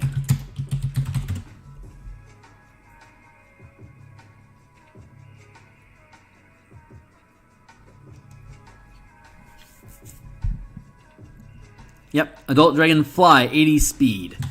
So it can do 1, 2 of these per round, per 5. They can get from here to 50, so it can do about this much spread inside this space, inside of a 6-second round flying, and then it can shoot magic. It can breathe its firebolt, blah, so it can come on here, do a lightning bolt, squirp, knock out these guys along the wall here, and then it can fly away. So when it does that strafing run, you can, at the 50-foot scale, have your character command an attack against this dragon when it does its strafing run, so it peels through and you can all take a shot at it. If you hit, then it's going to have to circle around.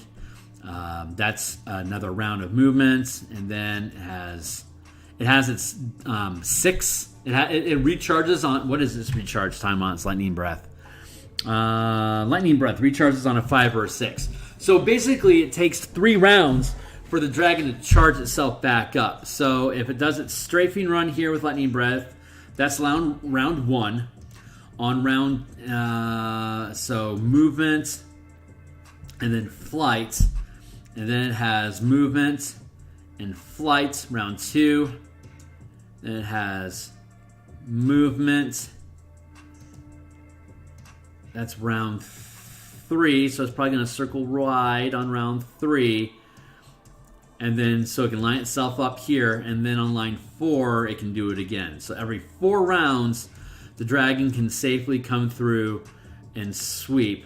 1 round, 2 rounds, 3 rounds, 4 rounds. They can come back through. 1 round, 2 round, 3 round, 4 round, 1 round, 2 round, 3 round, 4 round, 1 round, 2 round, 3 round, 4 round, 1 round. Okay, cool. That rhythm works. So basically every 4 rounds, the team can take shots. Granted, the arrow range, the range for a longbow is 600 feet, so it can hit anywhere in the entire city of Greenest, which is a really good point.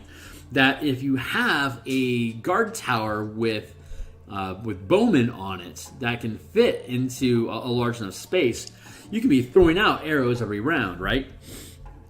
So you don't necessarily have to operate at the 10-foot, at the 100-foot scale to be able to do this on a round-by-round basis. It just depends on how frequently is the dragon to come through. So if the dragon has 80 foot, that's what is that? 16. So 1, 2, 3, 4, 5, 6, 7, 8, 9, 10, 11, 12, 13, 14, 15, 16. So every minute it can come around in a circle sweep like this in another breath, giving itself plenty of time. Maybe it catches a billion on fire here. Maybe it catches a billion on fire here. And by the time it comes back around, it's got another breath weapon. So basically every minute it's going to have a cycle. Every minute long round at the 50-foot scale, it's going to be able to pop off basically 3 breaths at different positions on the map. So here, then it comes back around. It can gout lightning bolt. Sorry, it's lightning bolt. Shoot a lightning bolt across here, and scale out again. So the players can either take shots at it every round, in which case it's going to be at long range, or you can wait for it to come around every minute to come through here to take your close range shot. I think that works. So I think during the siege, the dragon is going to come by for one attack, and you'll have like 1 or 2 rounds advance notice that it's coming through. And then the team can make their command check to see if it hits or not.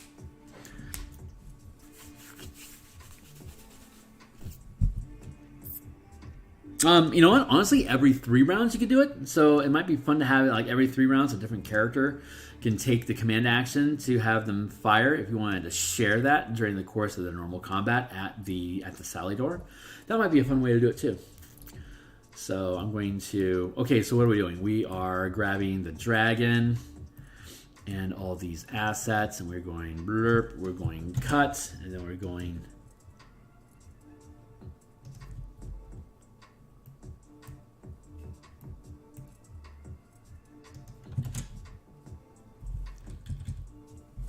paste.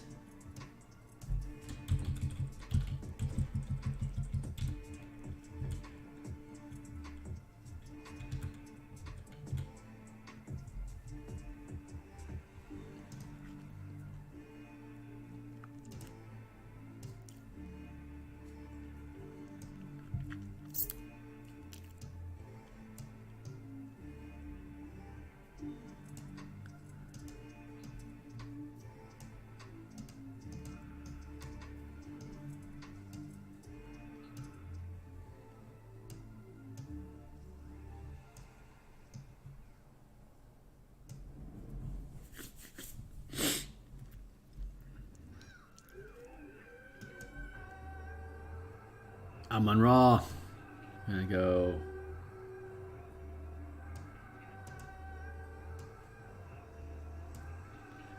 That's about right.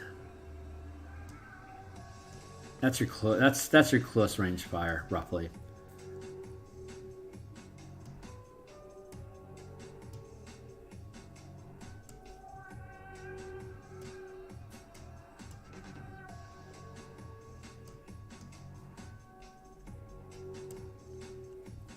Yeah, something like that. Scoot over here.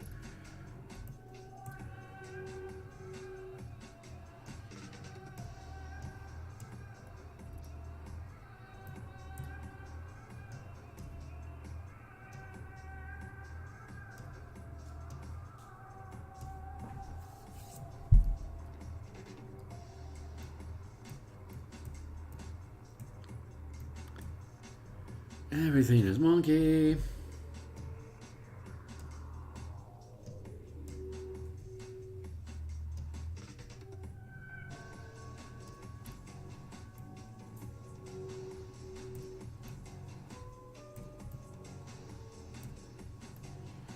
Here you guys are.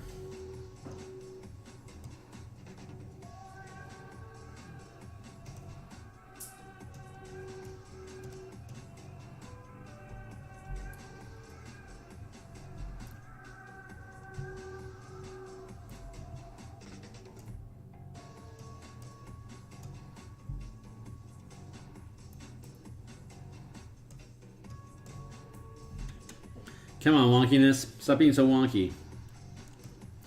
All I'm trying to do is grab these things.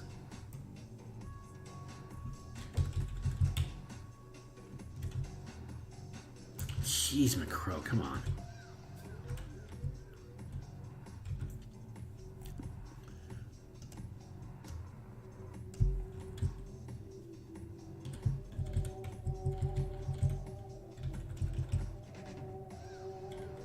There we go.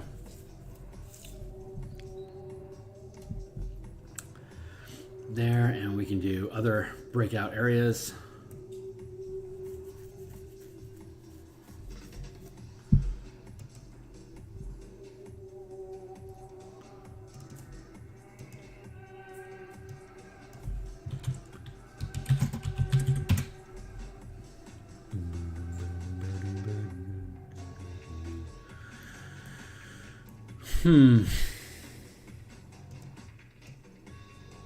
Stretch that out a bit.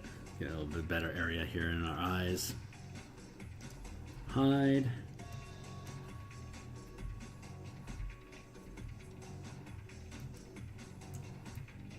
Yeah, we can come back to this spot.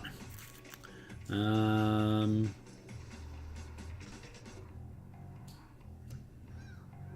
to Greenest. We'll put it here. Sallyport, Fort versus Camp, the church. Okay, cool. So let's go back here and look again.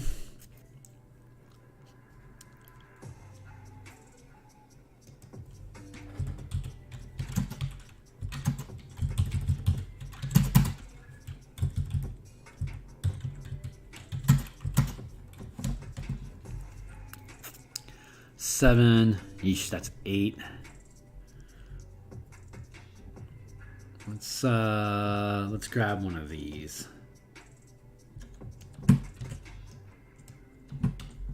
That's convenient.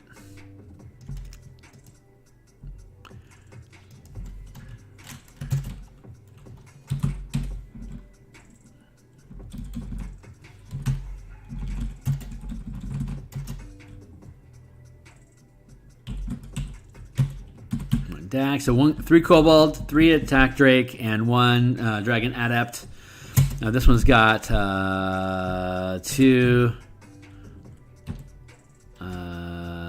Soldier, 3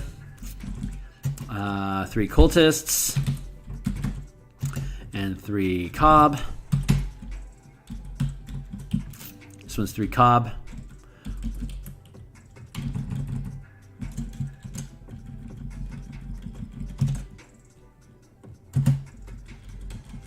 There. Okay, cool. So that's 3 by 3. So this has got 8. This has got 7.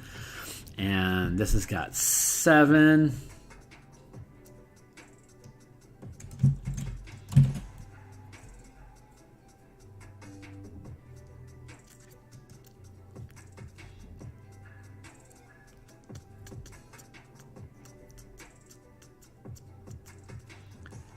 Let's make this all the same. Equals AC 15, HP,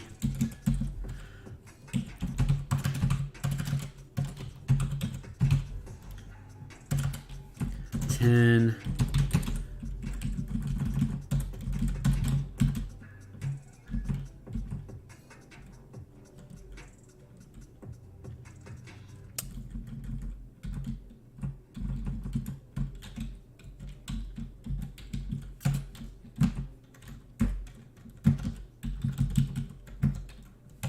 / +1.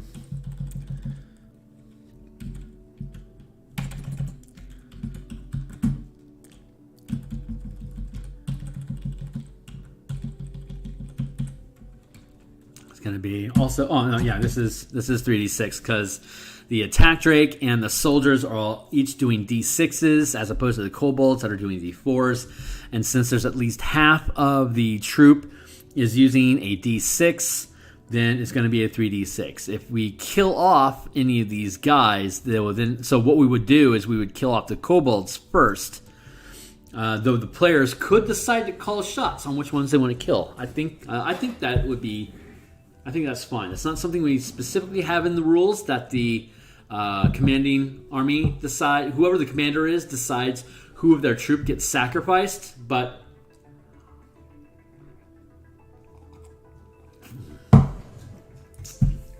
making a called shot against somebody, giving like maybe cover, might be a good idea. That could be something that we adapt into the game. This is what the playtesting is for.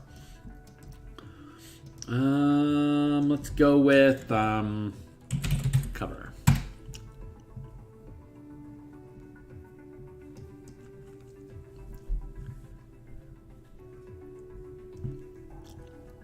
+2 AC and dexterity saving throws.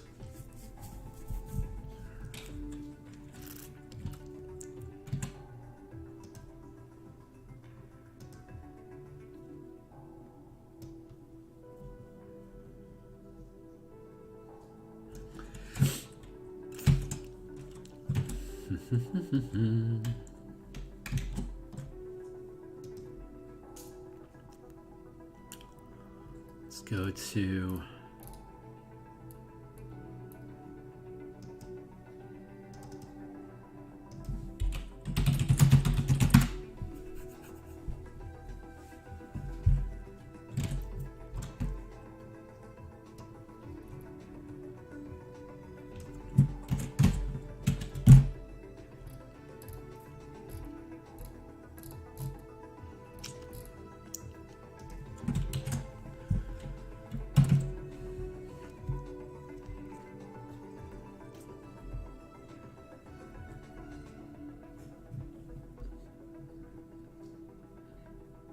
nice. Okay, cool. That will definitely apply both to the lightning breath as well as wall attacks. So, good.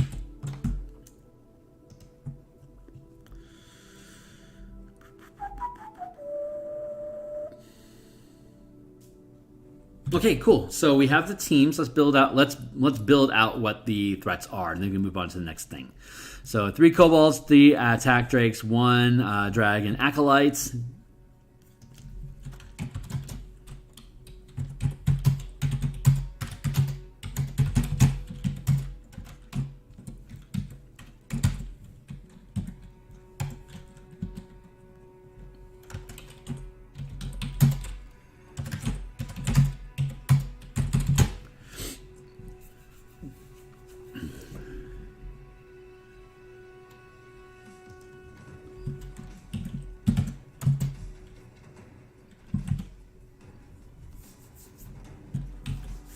Cool. All right, so let's see. 3 cob.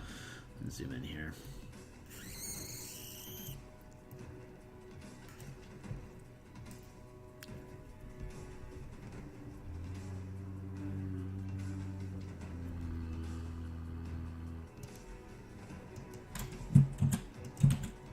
One, 2, 3 cob. 3 attack drakes. Let's grab an attack drake. Bump.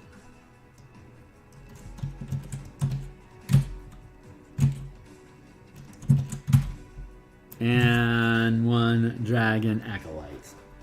So Dragac is here.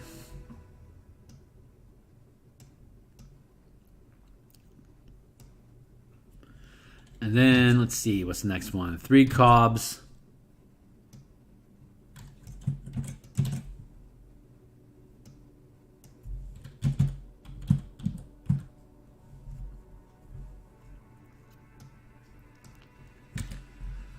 One attack drake. And then 1 dragon knight. It's a soldier. How many? 2 soldiers.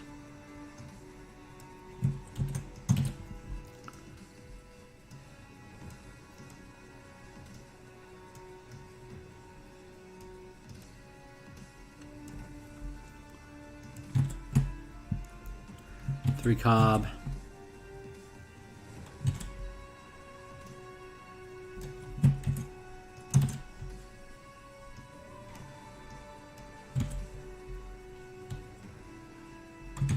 Two soldiers.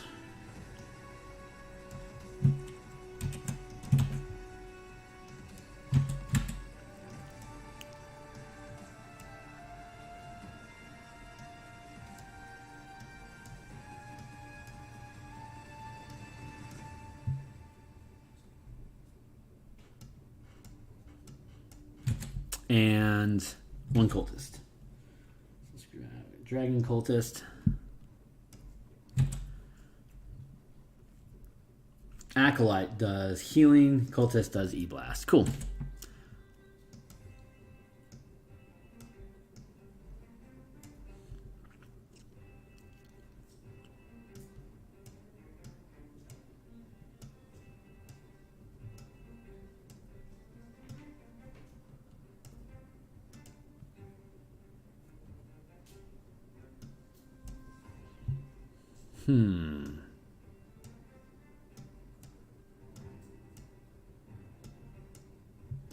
Let's have it arranged like that.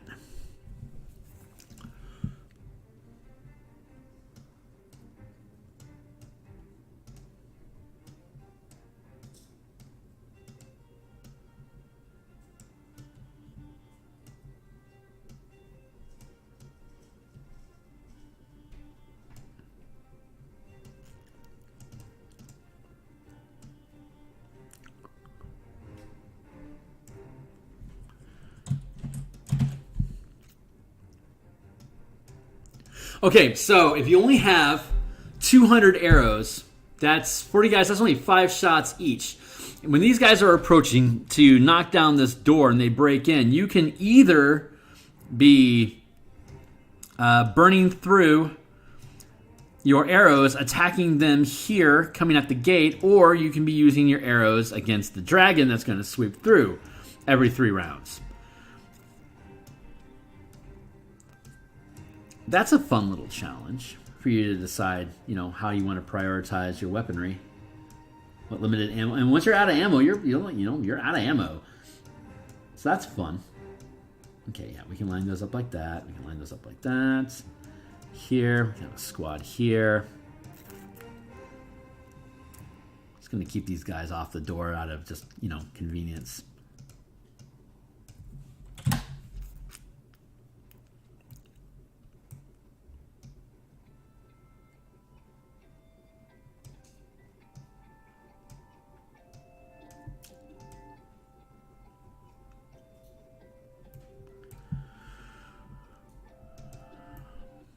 So far, so good. This is all lining up pretty well. I'm pretty happy with it. It's a neat little idea.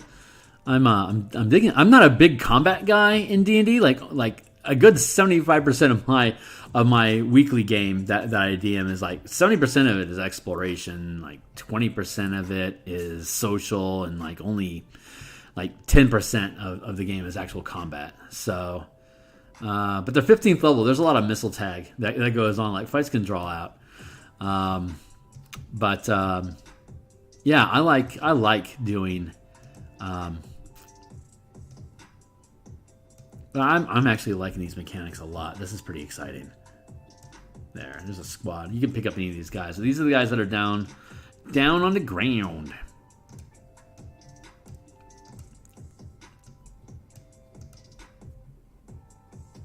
I'll put him here. There, cool. I don't need to have this guy on the wall. I can push him back a bit. Burp.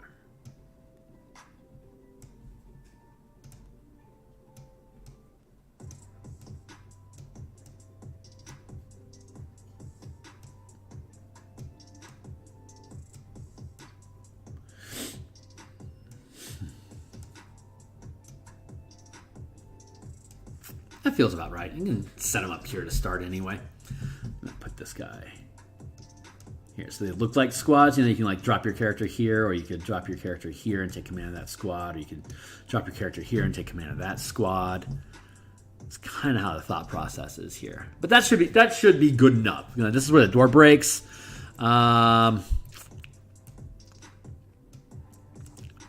These guys break through that door, so this is where they're at.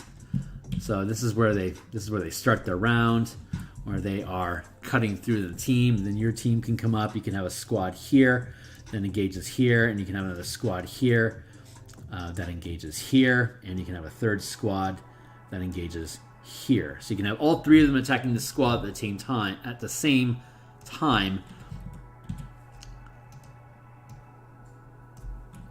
And then as you push them out or whittle them down, you've got the B team that's coming at you. And then you got these guys that are following up in the rear. And you got these two Urds that are here.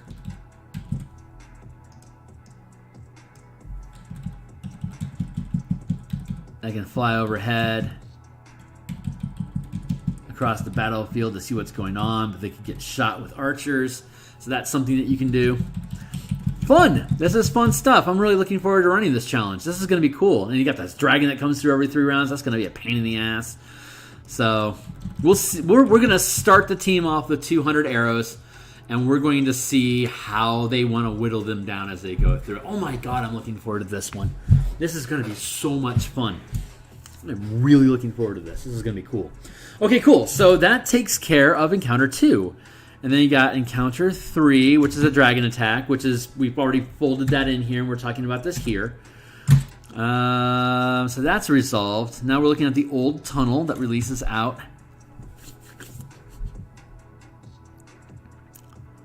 So I'm gonna cut this here.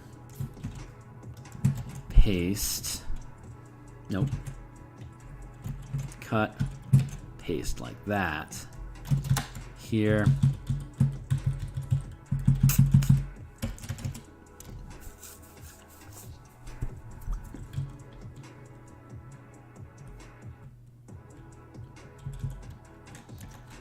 Plus 1d10 E-Blast per round. So let's see, what else are we building out here? Okay, so we've got this large template area that we can use. So let's go ahead, let's use that.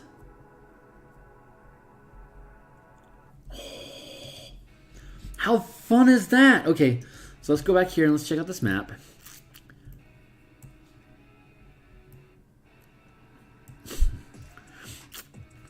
So 1 square. Okay, so this is the third dragon attack, prisoners, save the mill,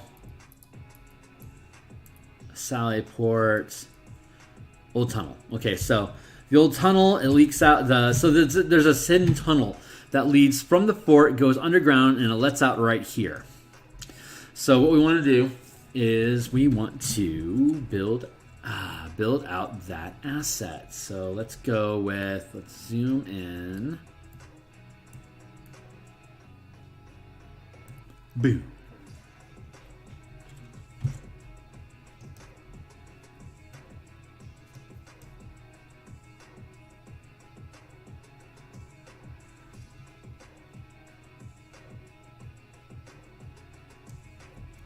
Oh my god. I am so excited about this. This is going to be so much fun.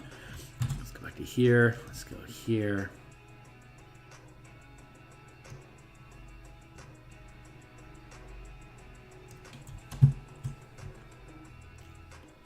And we'll save. I'm going to save this as 2 tunnel exit.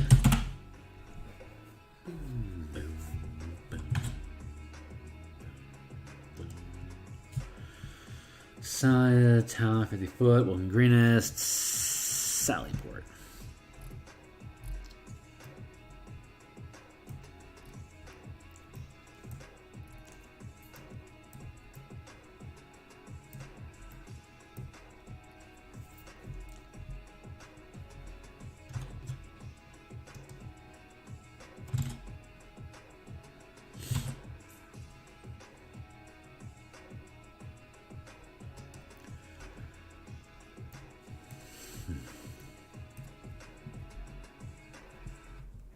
Okay.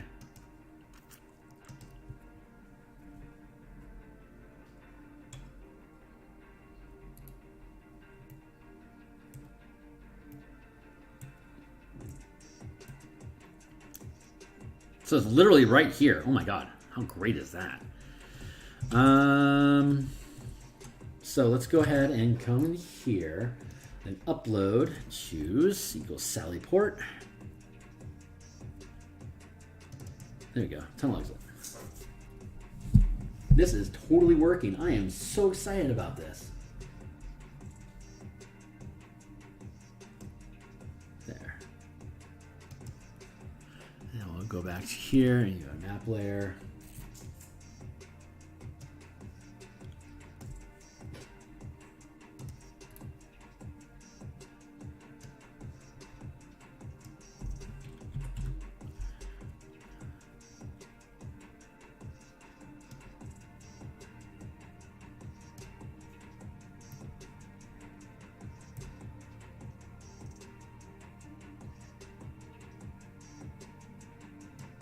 Well, here I am. Hi.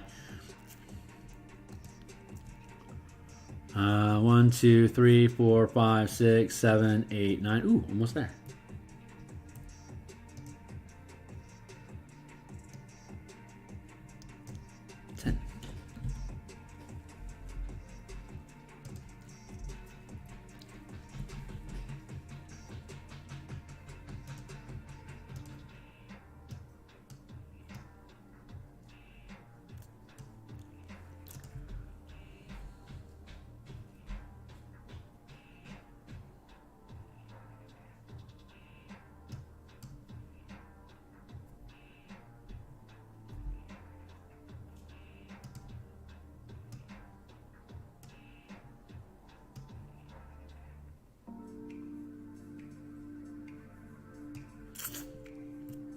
Blom, blom, blom.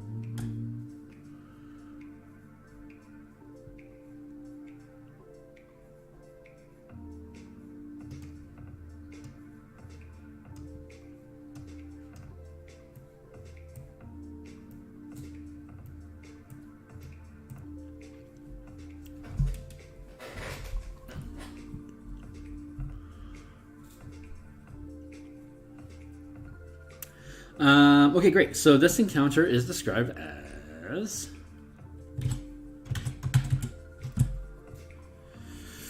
a group of cultists is searching the stream banks for hiding townsfolk. This 2 cultists, 6 kobolds. If any cultists are still alive at the beginning of the 4th round of the fight, one of them runs to fetch help. 10 minutes later. 10 minutes? Whatever. 2 cultists, 10 kobolds, and 1 ambush drake arrive to guard the tunnel. Ooh, arrive to guard the tunnel. Huh. So they reveal that there's a tunnel.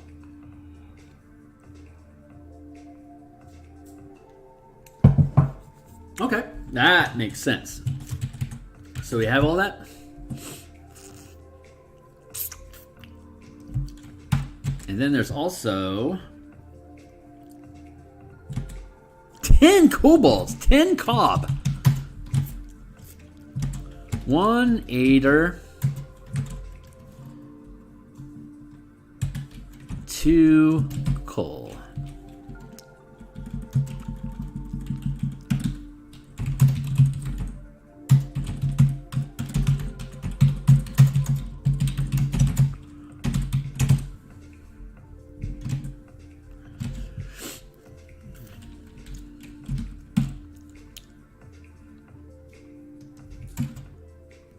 Oh my god. Okay.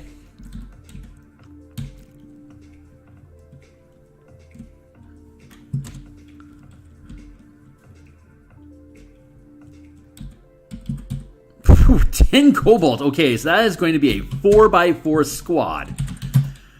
AC 13, 40, 30, 20, 10.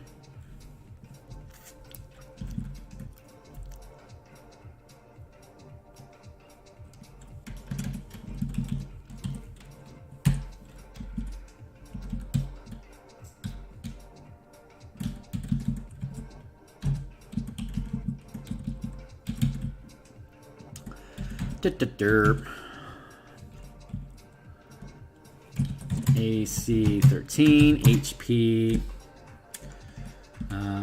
It's going to be +3, +1. 44.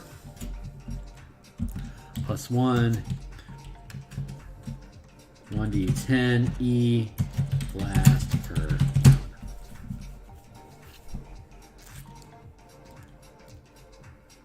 The reason why the bonuses aren't increasing with the size of the squad is because they're all still first-ranked characters.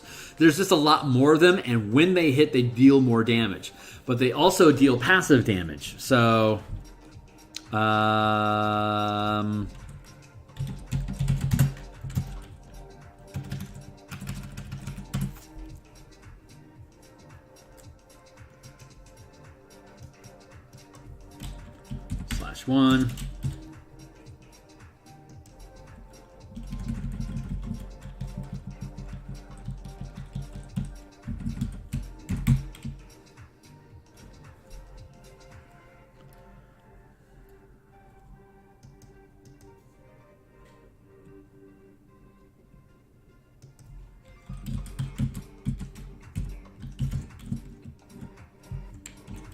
Lombos do D8s.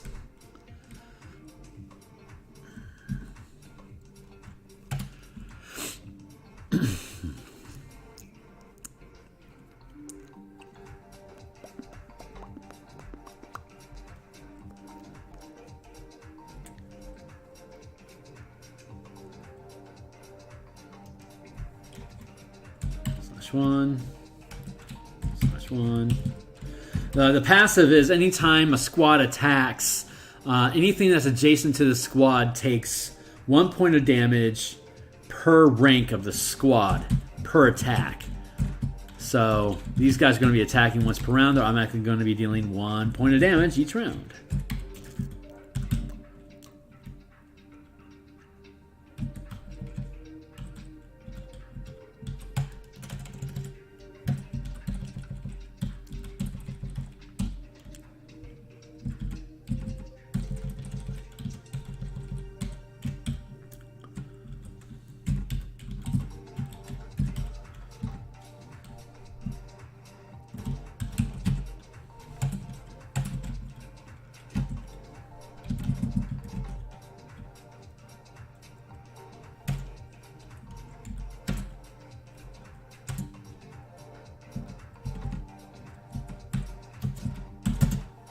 That's fine. +1.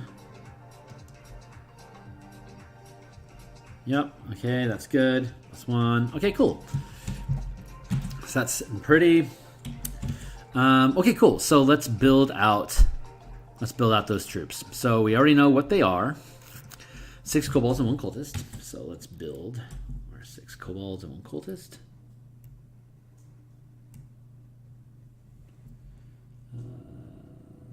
Cultist, that is a acolyte. Yeah, there he is. That's the acolyte. So let's go with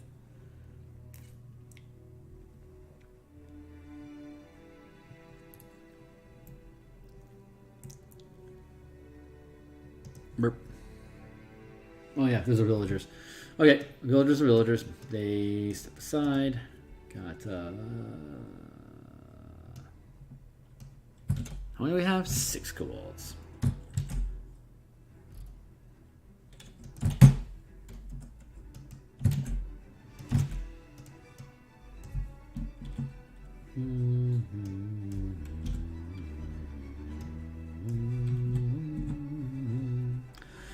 And then, so we got 6 kobolds and 2 cultists. So let's grab the culties. Cool. Yeah, like that.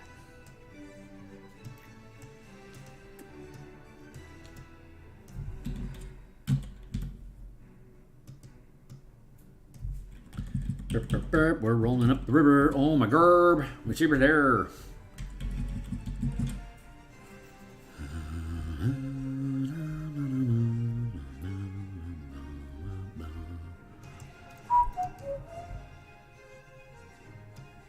We'll go ahead and just hide that again.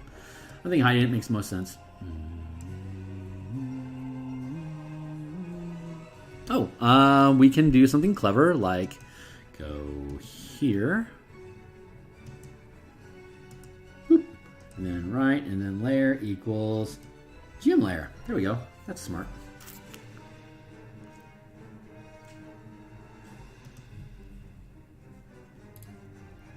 cool. And let's build the other team, which is going to be, geez, McCrow, 10 kobolds. Jeez.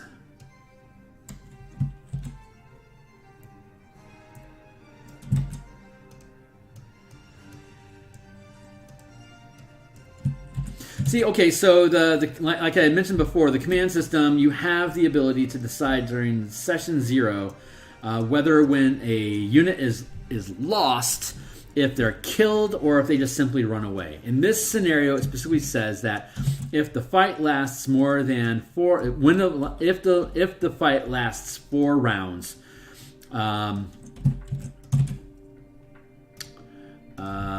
what does it say? It says that somebody runs away to get reinforcements in 10 minutes. All right.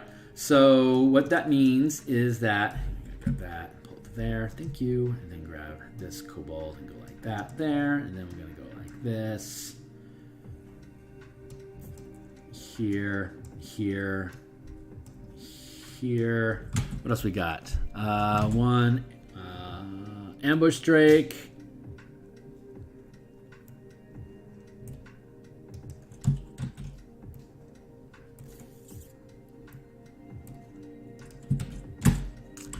And 2 cultists. So it says after 4 rounds, somebody runs away. Basically, what that means is that any troops, like when the team is killing off troops during the 3rd or 4th round, instead of me killing a troop by plucking it off of the squad to reduce its overall footprint, what I can do is I can have that guy run away. So there you go. Maybe they're running towards. Considering their position, I'm guessing that they would run off in this direction. Well, if they're defending here, they don't want to go towards the fort because they'll just get shot. So I guess it just depends on which direction the team comes from is going to determine which direction they're running from. But they'll come back. So these guys come back with these reinforcements later. I'm going to change my color.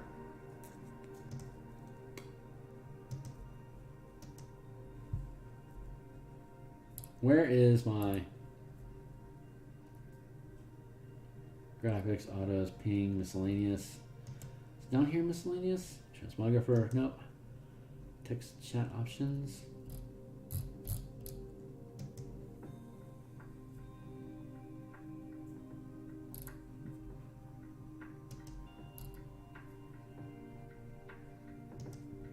Jukebox.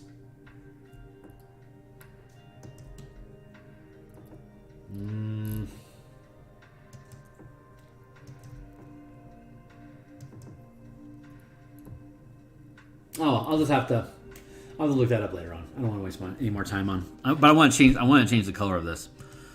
Oh, there we go. Thank you.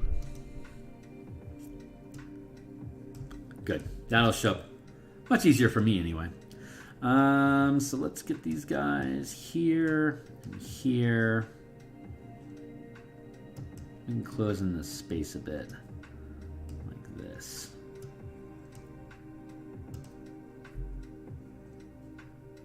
Yeah, and here's your core. So these 4 guys are just kind of like extras. So these guys will get scraped off first when you get hit. Pop, pop, pop, pop. And that drops it down to a 3x3 zone.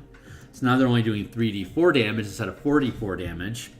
And as these get whittled down, pop, pop, pop, pop, pop. Now you're a 2x2, so you're doing 2d4 instead of 3d4. And then when you go pop, pop, pop, you got 1 guy left. There you go. Cool. So yeah, nice. That is built.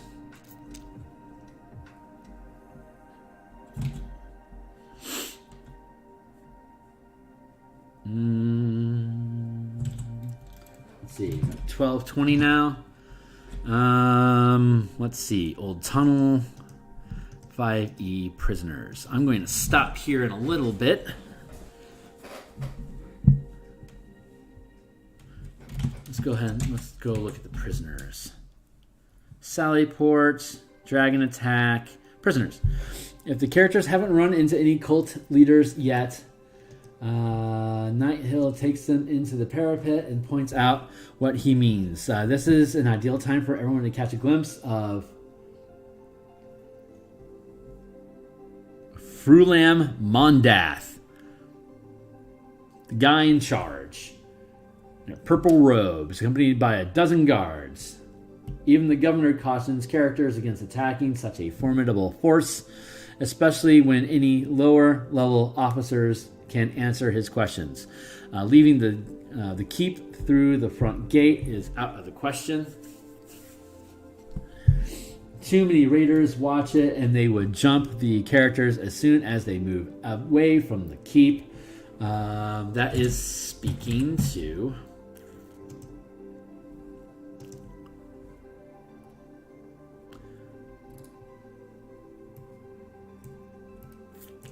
One, two, three, 4, 5, 6, 7, 8, 9, 10, 11, 12. There.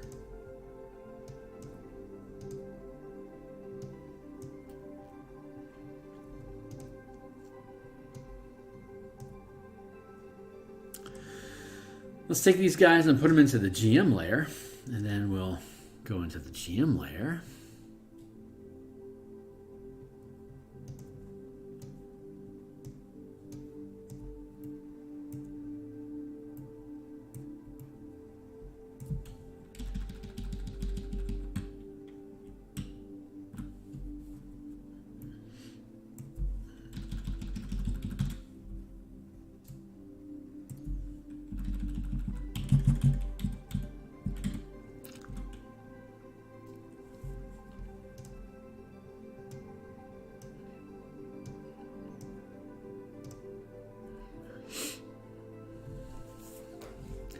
That's why these guys are hanging out. And then so let's see what more they have to say here.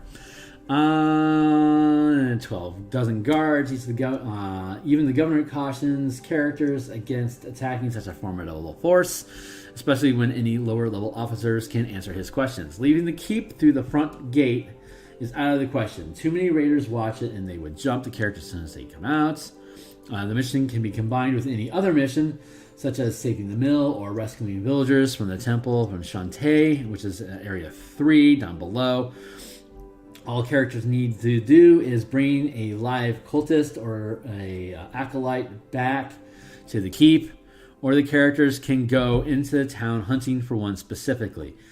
Prisoners brought back to the keep are interrogated by Governor Nighthill and a few of his picked guards. Characters can participate if they want.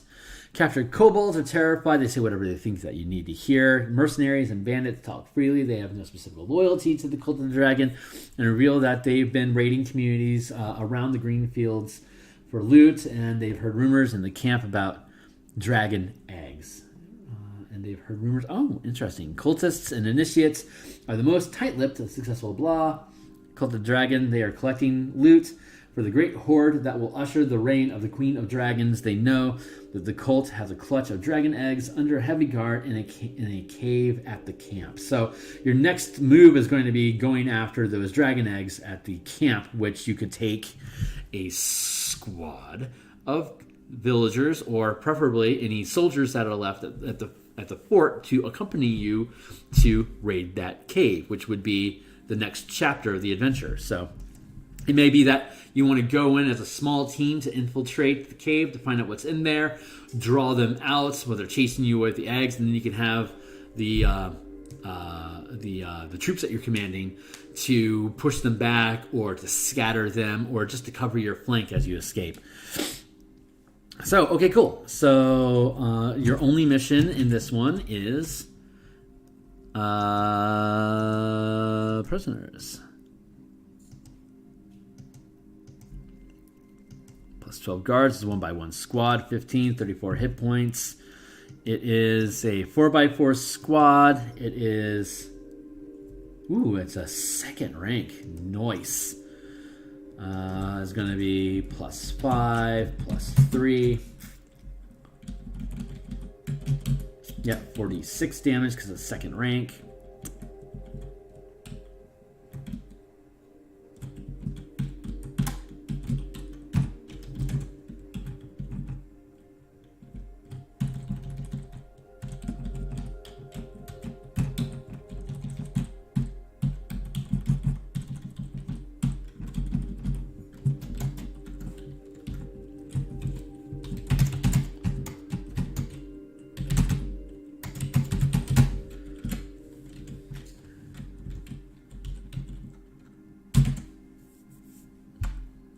And at the 50-foot scale, you don't have those individual attack options.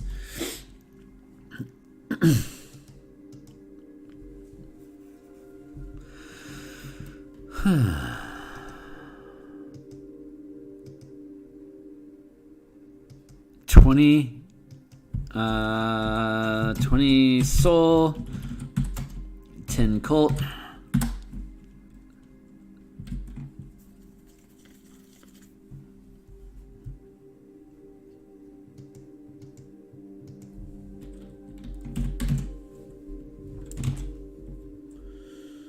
Cool, let's go. Actually, yeah, we can do that. Let's go to the church.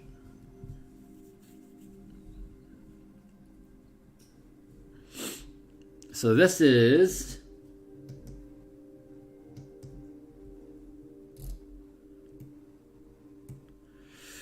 a target. There's a lot of cultists that are stacked up and trying to catch this place on fire. They need to be visible, so probably around here. There's 30 of them total. You could 1, 2, 5, 10, 15, 20, 25, 30, 300-foot range here. It's long distance, so you'd be at disadvantage, and if they maneuver themselves to be around over here, then they're going to have total cover. So you can't do anything about... Oh, yeah, so...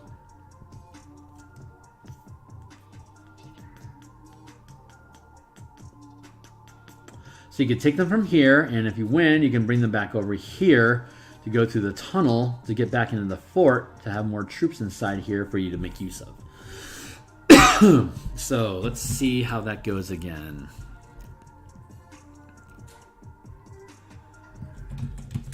Let's see what it says. Save the mill.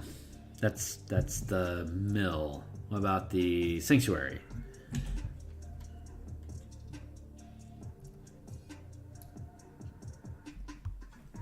Yeah, 30 minutes. Okay. We're gonna finish up. Let's so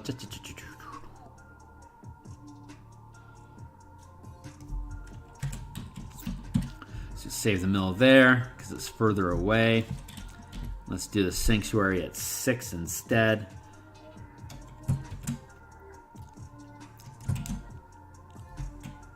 Cool.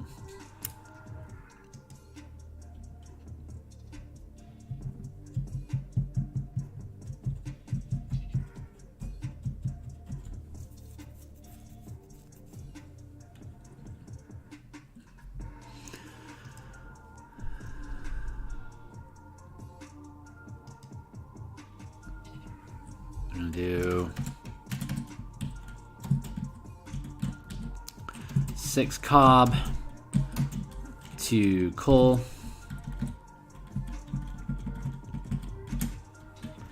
2 cob, 1 aider,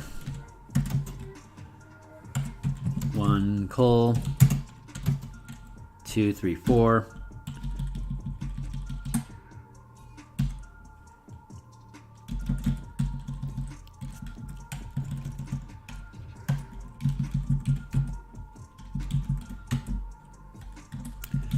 There, and then we have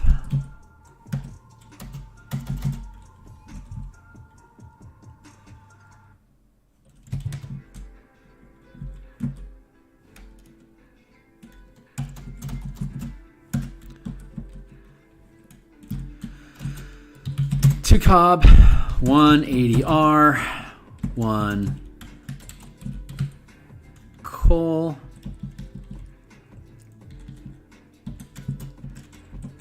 equals 2 by 2, same as before.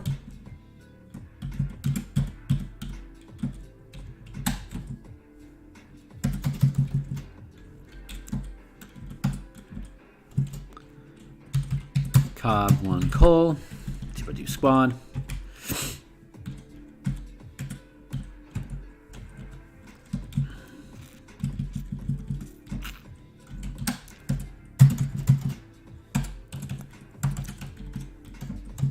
Three cob, 1 coal, equals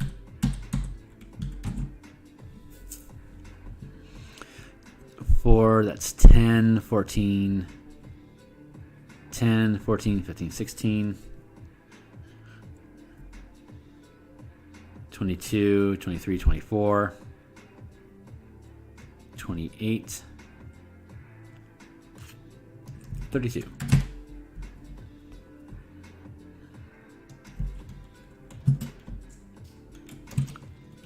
For cob, for coal.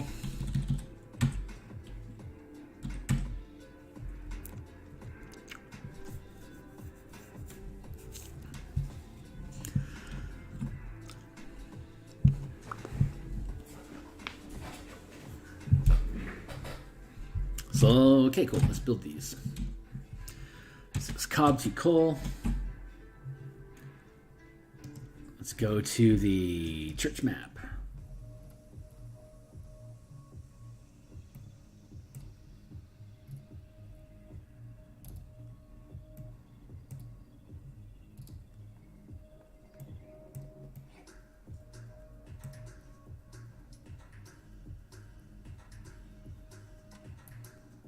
That feels about right. Okay, cool. So what we're doing, 6 cobs and 2 coal. So we got cob,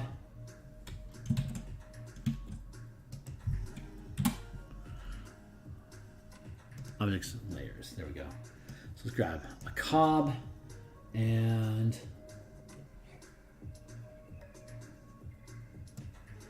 cultist. Here are 2, and then 6 cob.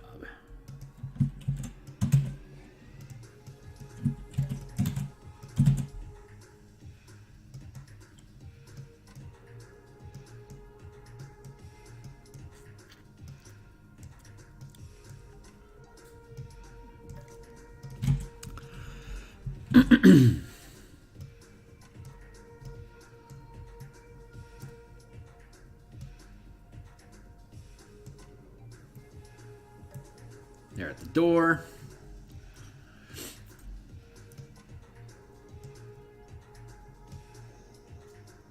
And put them on point here. And then let's see, 2 cob.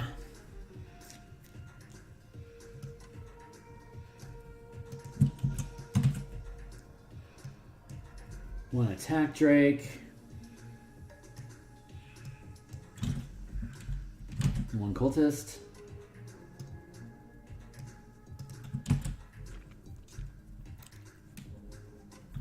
Another batch of those.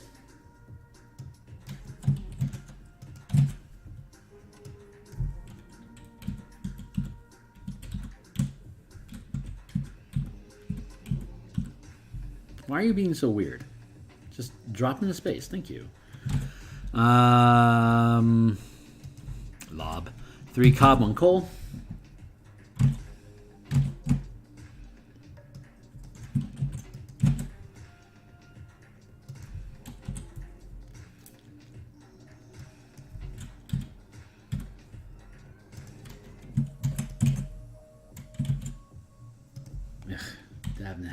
There. 3 cob, 1 coal. Another 3 cob, 1 coal. Ooh, nice.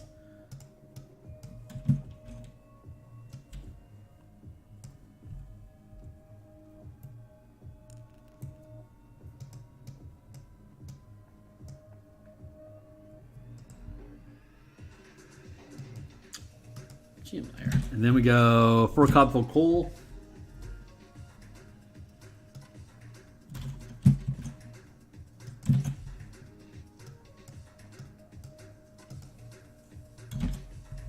Cover coal.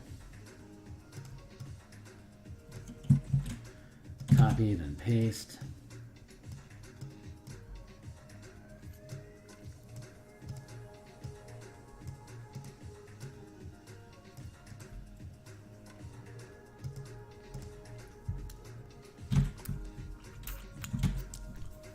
So you got 1, 2, 3, 4 different zones that are surrounding and harassing this place. And let's see, what does it say about people inside? Sanctuary, foes.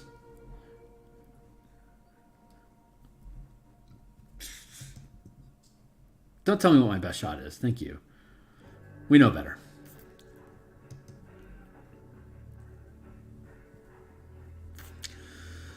Let's see if it says how many people are in there. The hero's best shot, blah, blah, blah.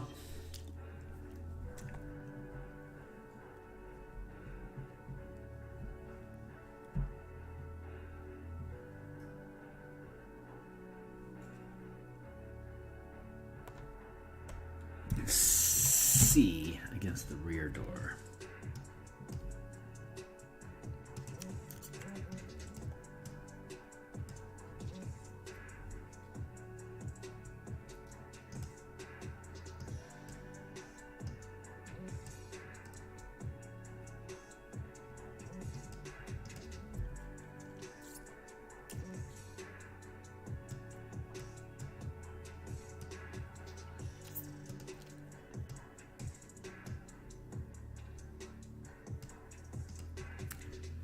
One, two, three, four. Okay, cool. So, like, the team could saturate this area with arrows.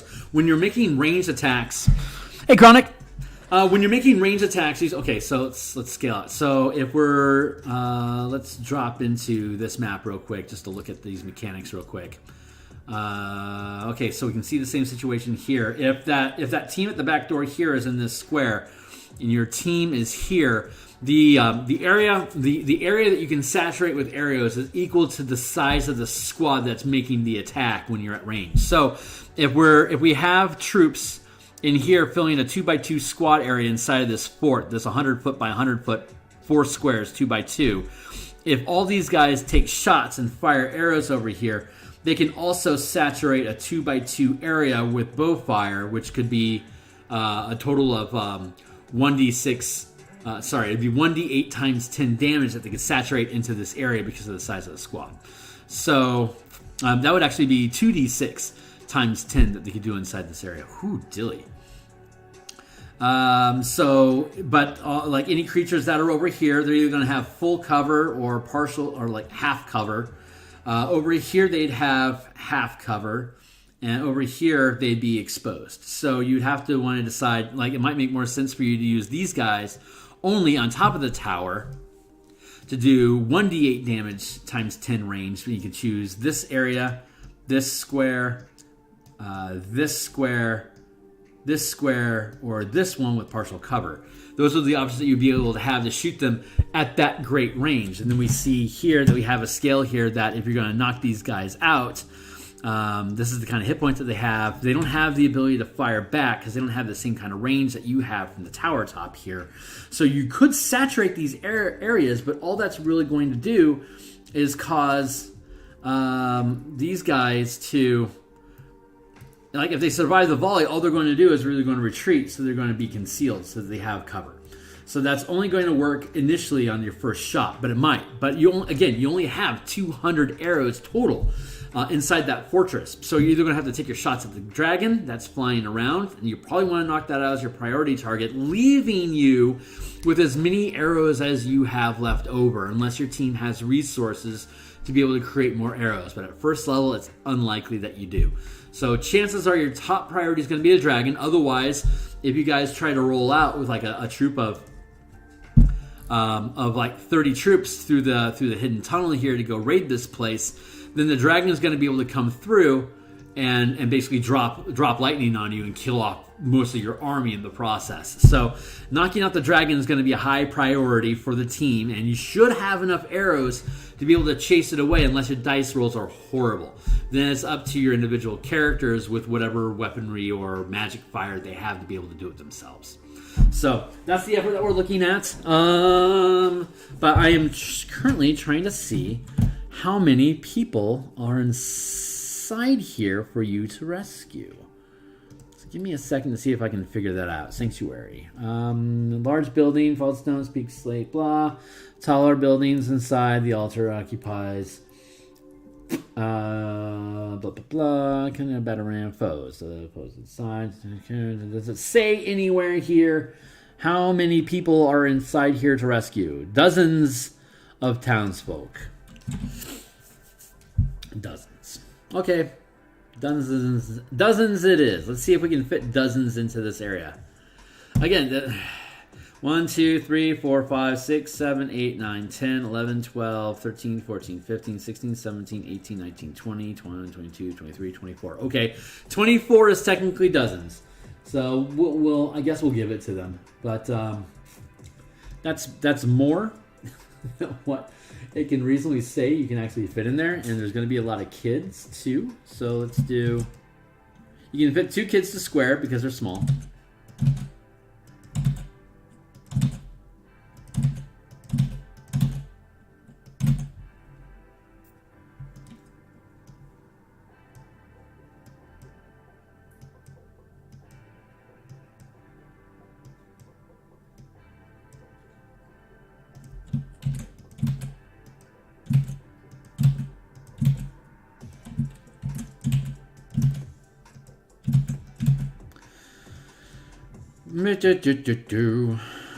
Here and here and here and here and here. 1, 2, 3, 4, 5, 6. 1, 2, 3, 4, 5, 6. 1, 2, 3, 4, 5,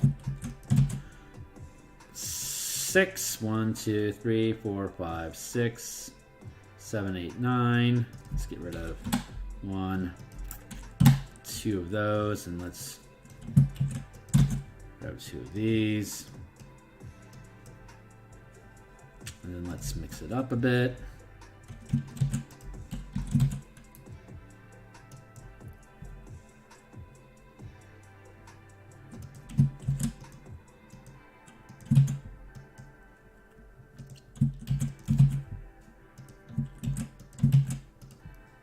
Cool. And then let's take these and we'll take these to the GM's lair. So if you can successfully defeat this challenge. Oops, that's the wrong house. There I go, trashing on the thing again and looking at the wrong damn house. Come on, Kearney. Let's get on this shit. Let's go here. Okay, yeah, that's looking a little bit more like dozens. There I go, dissing WOTC again, and it's not their fault. I am the worst. Yeah, we can fit more in here. So let's just grab a chunk of these, copy, and then paste. Delete the elite. Let's go to objects. Let's just grab.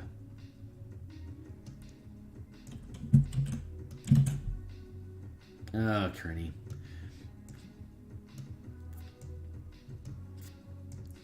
You just keep punching up at Wizard of the Coast, but you aren't checking your P's and Q's first. So, I mean, this building is large enough to hold dozens. About 3 dozen, if you want to be specific. Me and my hot takes, man. Too many hot takes.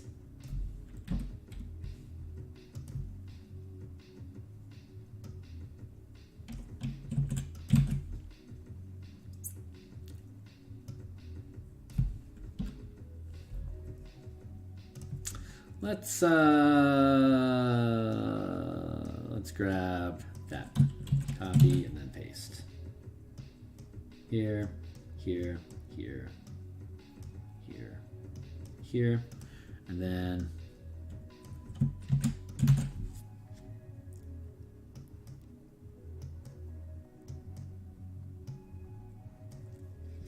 okay, so that's 1, 2, 1, 2, 3, 4, 5, 6, 7, 8. Oh, let's just do 1, 2, 3, 4, 5, 6, 7, 8. 1, 2, 3, 4, 5, 6, 7, 7, 8. That's about 50 something.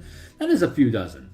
That's pretty good. But actual adults, 1, 2, 3, 4, 5, 6, 7, 8, 9, 10, 11, 12, 13, 14, 15, 16, 17, 18, 19, 20, 21, 22, 23, 24, 25, 26, 27, 28, 29, 30, 31, 32, 33, 34, 35, 36, 37, 38, 39, 40. Okay, and then you've got the kids. There's 2 per square. 1, 2, 3, 4, 5, 6, 7, 8, 9, 10, 11, 12, 13, 14, 15, 16, 17, 18, 19, 20, 21, 22, 23, 24, 25, 26, 27, 28, 29, 30, 31, 32, 33, 34. 34 kids, 40 adults that you're rescuing here. So if you can defeat this challenge, you can get all these guys. Hold on, let me grab that block and conceal it.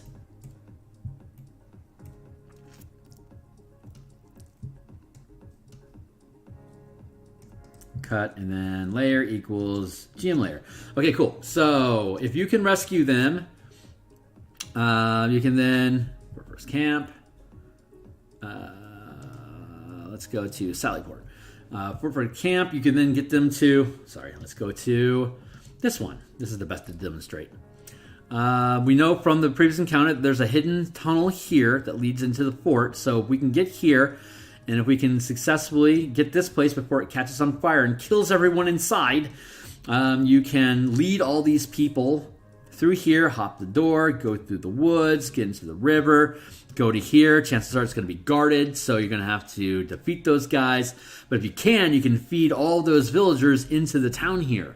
So that's fantastic. And then you've got whatever soldiers you had here, plus however many villagers you put together. You can then take all of them, roll out the front door, come up here and punch this guy in the throat and chase him out of town. So if you're successful at getting the dragon out of town, you can then freely move around the community to accumulate a larger squad, so you can start punching through this place at a higher scale. Gather them all up, roll out the door, come over here, and then wreck face.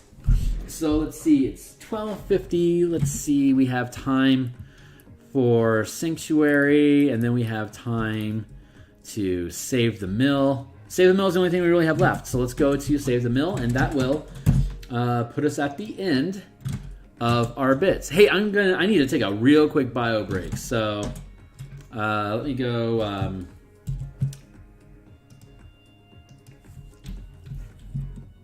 Burp. BRB bio 5. All right, so I'll be right back.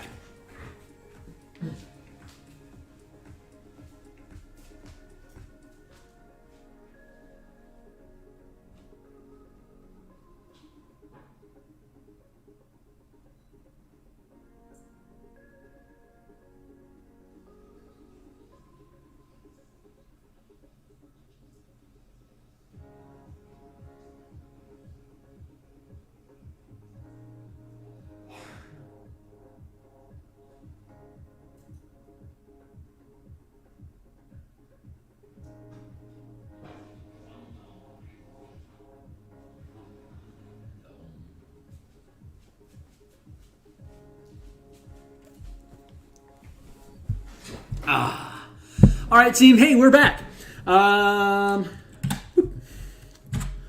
Let's see. Okay, the only thing left we had is the Save the Mill. 50-foot scale, 20 soldiers, 10 cultists.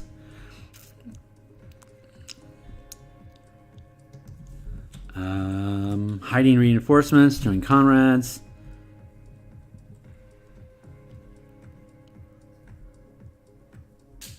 Let's not have reinforcements. I'm going to change that. Let's not have reinforcements hiding inside. Let's instead say prisoners within. Save the mill.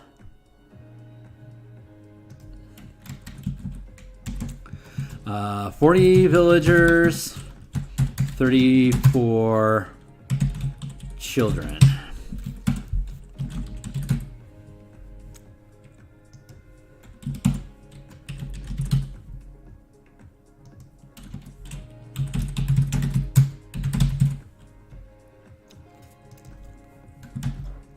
So let's go to 4 and let's see how many villagers we can get inside this mill.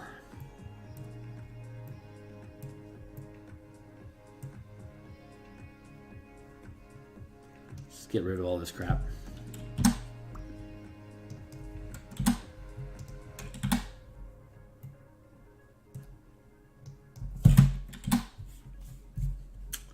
Let's see, let's go to peasant and peasant and kid.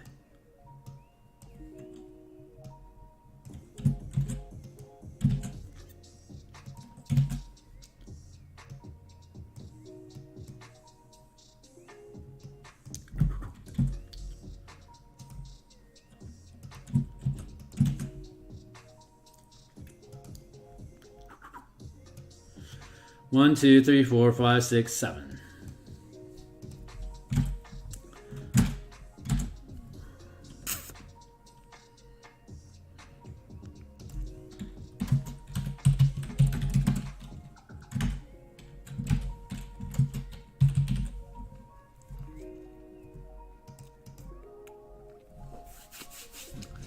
Um, 20 and 10. Okay. What's that? I'm gonna go with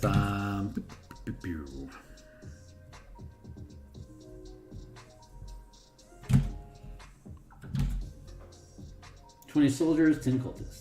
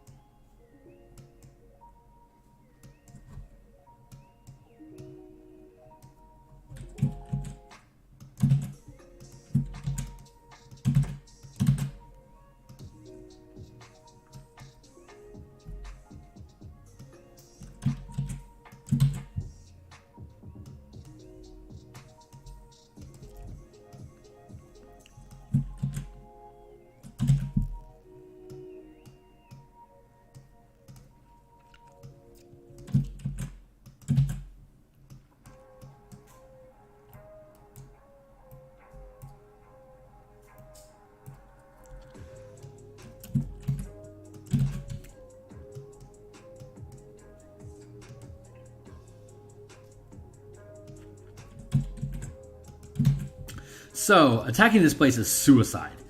It has first level characters on your own, but let's see, 4, 8, 12, 16, 20, 29, 38,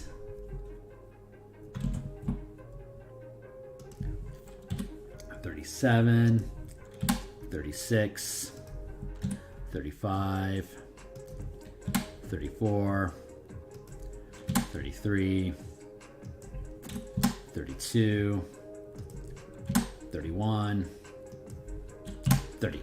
Okay, so as long as they are more than, like these, this is a 2x2 footprint, but as soon as they have one more than 2x2, it expands to a 3x3 zone. So this is a 3x3 zone, so it does 3d, probably, well, since they're soldiers, it's going to be doing 3d6 damage until you plink off one of those guys. Then this becomes a 2x2 squad doing 2d6 damage instead. And each of these guys can take 10 hit points each, or if you hit this squad for 100 points of damage with a single attack, then you can just plink off that guy as taking the hit. If you hit this whole squad, which has 30 hit points, and you hit it with a fireball, doing 26 damage on the fireball, then the squad is going to have to take damage. If it takes half of that, the 26, it gets shot down to 13. That's automatically going to whittle it down by one size. So, pretty quick and easy, but your characters don't have access to fireball because you're only first or at best second level in the second half of the adventure. So, cheers to that. But anyway, so having said that, there's 1, 2, 3, 4, 5, 6, 7 squads here. There's 3 squads in this, and then there's 1 in this one. So 3 squads here, 3 squads here, 3 squads here. This squad can be attacked. So we're looking at these guys. This is where they're at here, right? And then we're going to have this here, and then here. Let's take these guys, and we're going to move them to the GM layer because you can't see them yet because they're inside, right? So this is what we're looking at: 1 square, 2 square, 3 squares, right? So if we go back to the town scale, zoop.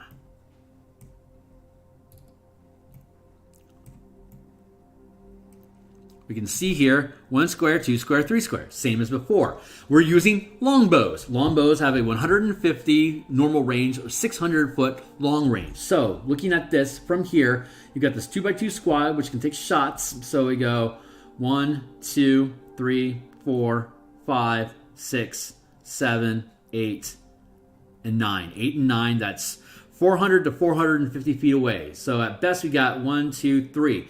Anything that's within reach here is going to be within normal range, assuming that there's not cover. This forest is going to provide cover for here, so that's not a viable target. This is out in the open. This has direct line of sight, so that is also going to be able to be hit. So both these guys can be shot at range to be able to just deal stupid amounts of damage to them, because you have, say, 40 archers that are shooting into there, 40 arrows into this area. That's going to be doing 2d6 damage when it hits. So let's make sure we're looking at the right scale. 2d6 damage against these guys, and these each have 10 damage. So let's say you do 15 point. Let's say on your 2d6. I'll just roll real quick. 2d6 equals times 10, 70 points of damage. That means you're going to kill off 7 of these guys. 1, 2, 3, 4, 5, 6, 7. You can almost wipe out both of these, or you can take out all of this and half of this. So that's how range combat works when you're scaling down to smaller size. Pretty straightforward, pretty easy. So if you wanted to come and defend this place, like the way that it's going to work is that somebody's up here and they're flashing a lantern signal that somebody here at the fort picks up on. It's like, oh shoot, we've got people that are trapped here, and we got people that are trapped here. This one's closer. We recommend that you go after that one first, and after you resolve that, then this one's gonna start Morse coding out of a lantern here that, hey, we need help.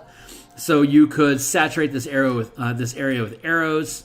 You can weaken up those forces, but again, you only have 200 arrows, and I'm guessing that you're probably going to eat up 100 of them, taking out this dragon that's been flying around.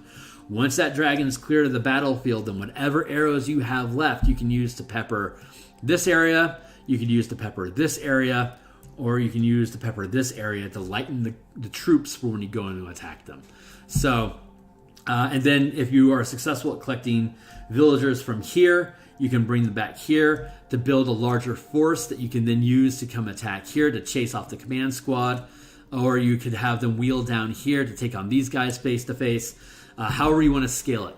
That's those are the 3 options, the 3 encounters that you have. So your first encounter is to get from here to get to here. Once you're here, you're holding off the siege that tries to break down the door. Once you're successful at breaking down the door and chasing off the dragon, then you have these 3 points that you can pursue: the mill, the Shantae Church, or the siege head command. Once all 3 of those areas are eliminated, the army has lost a good chunk, enough that, hey, these guys are fighting back.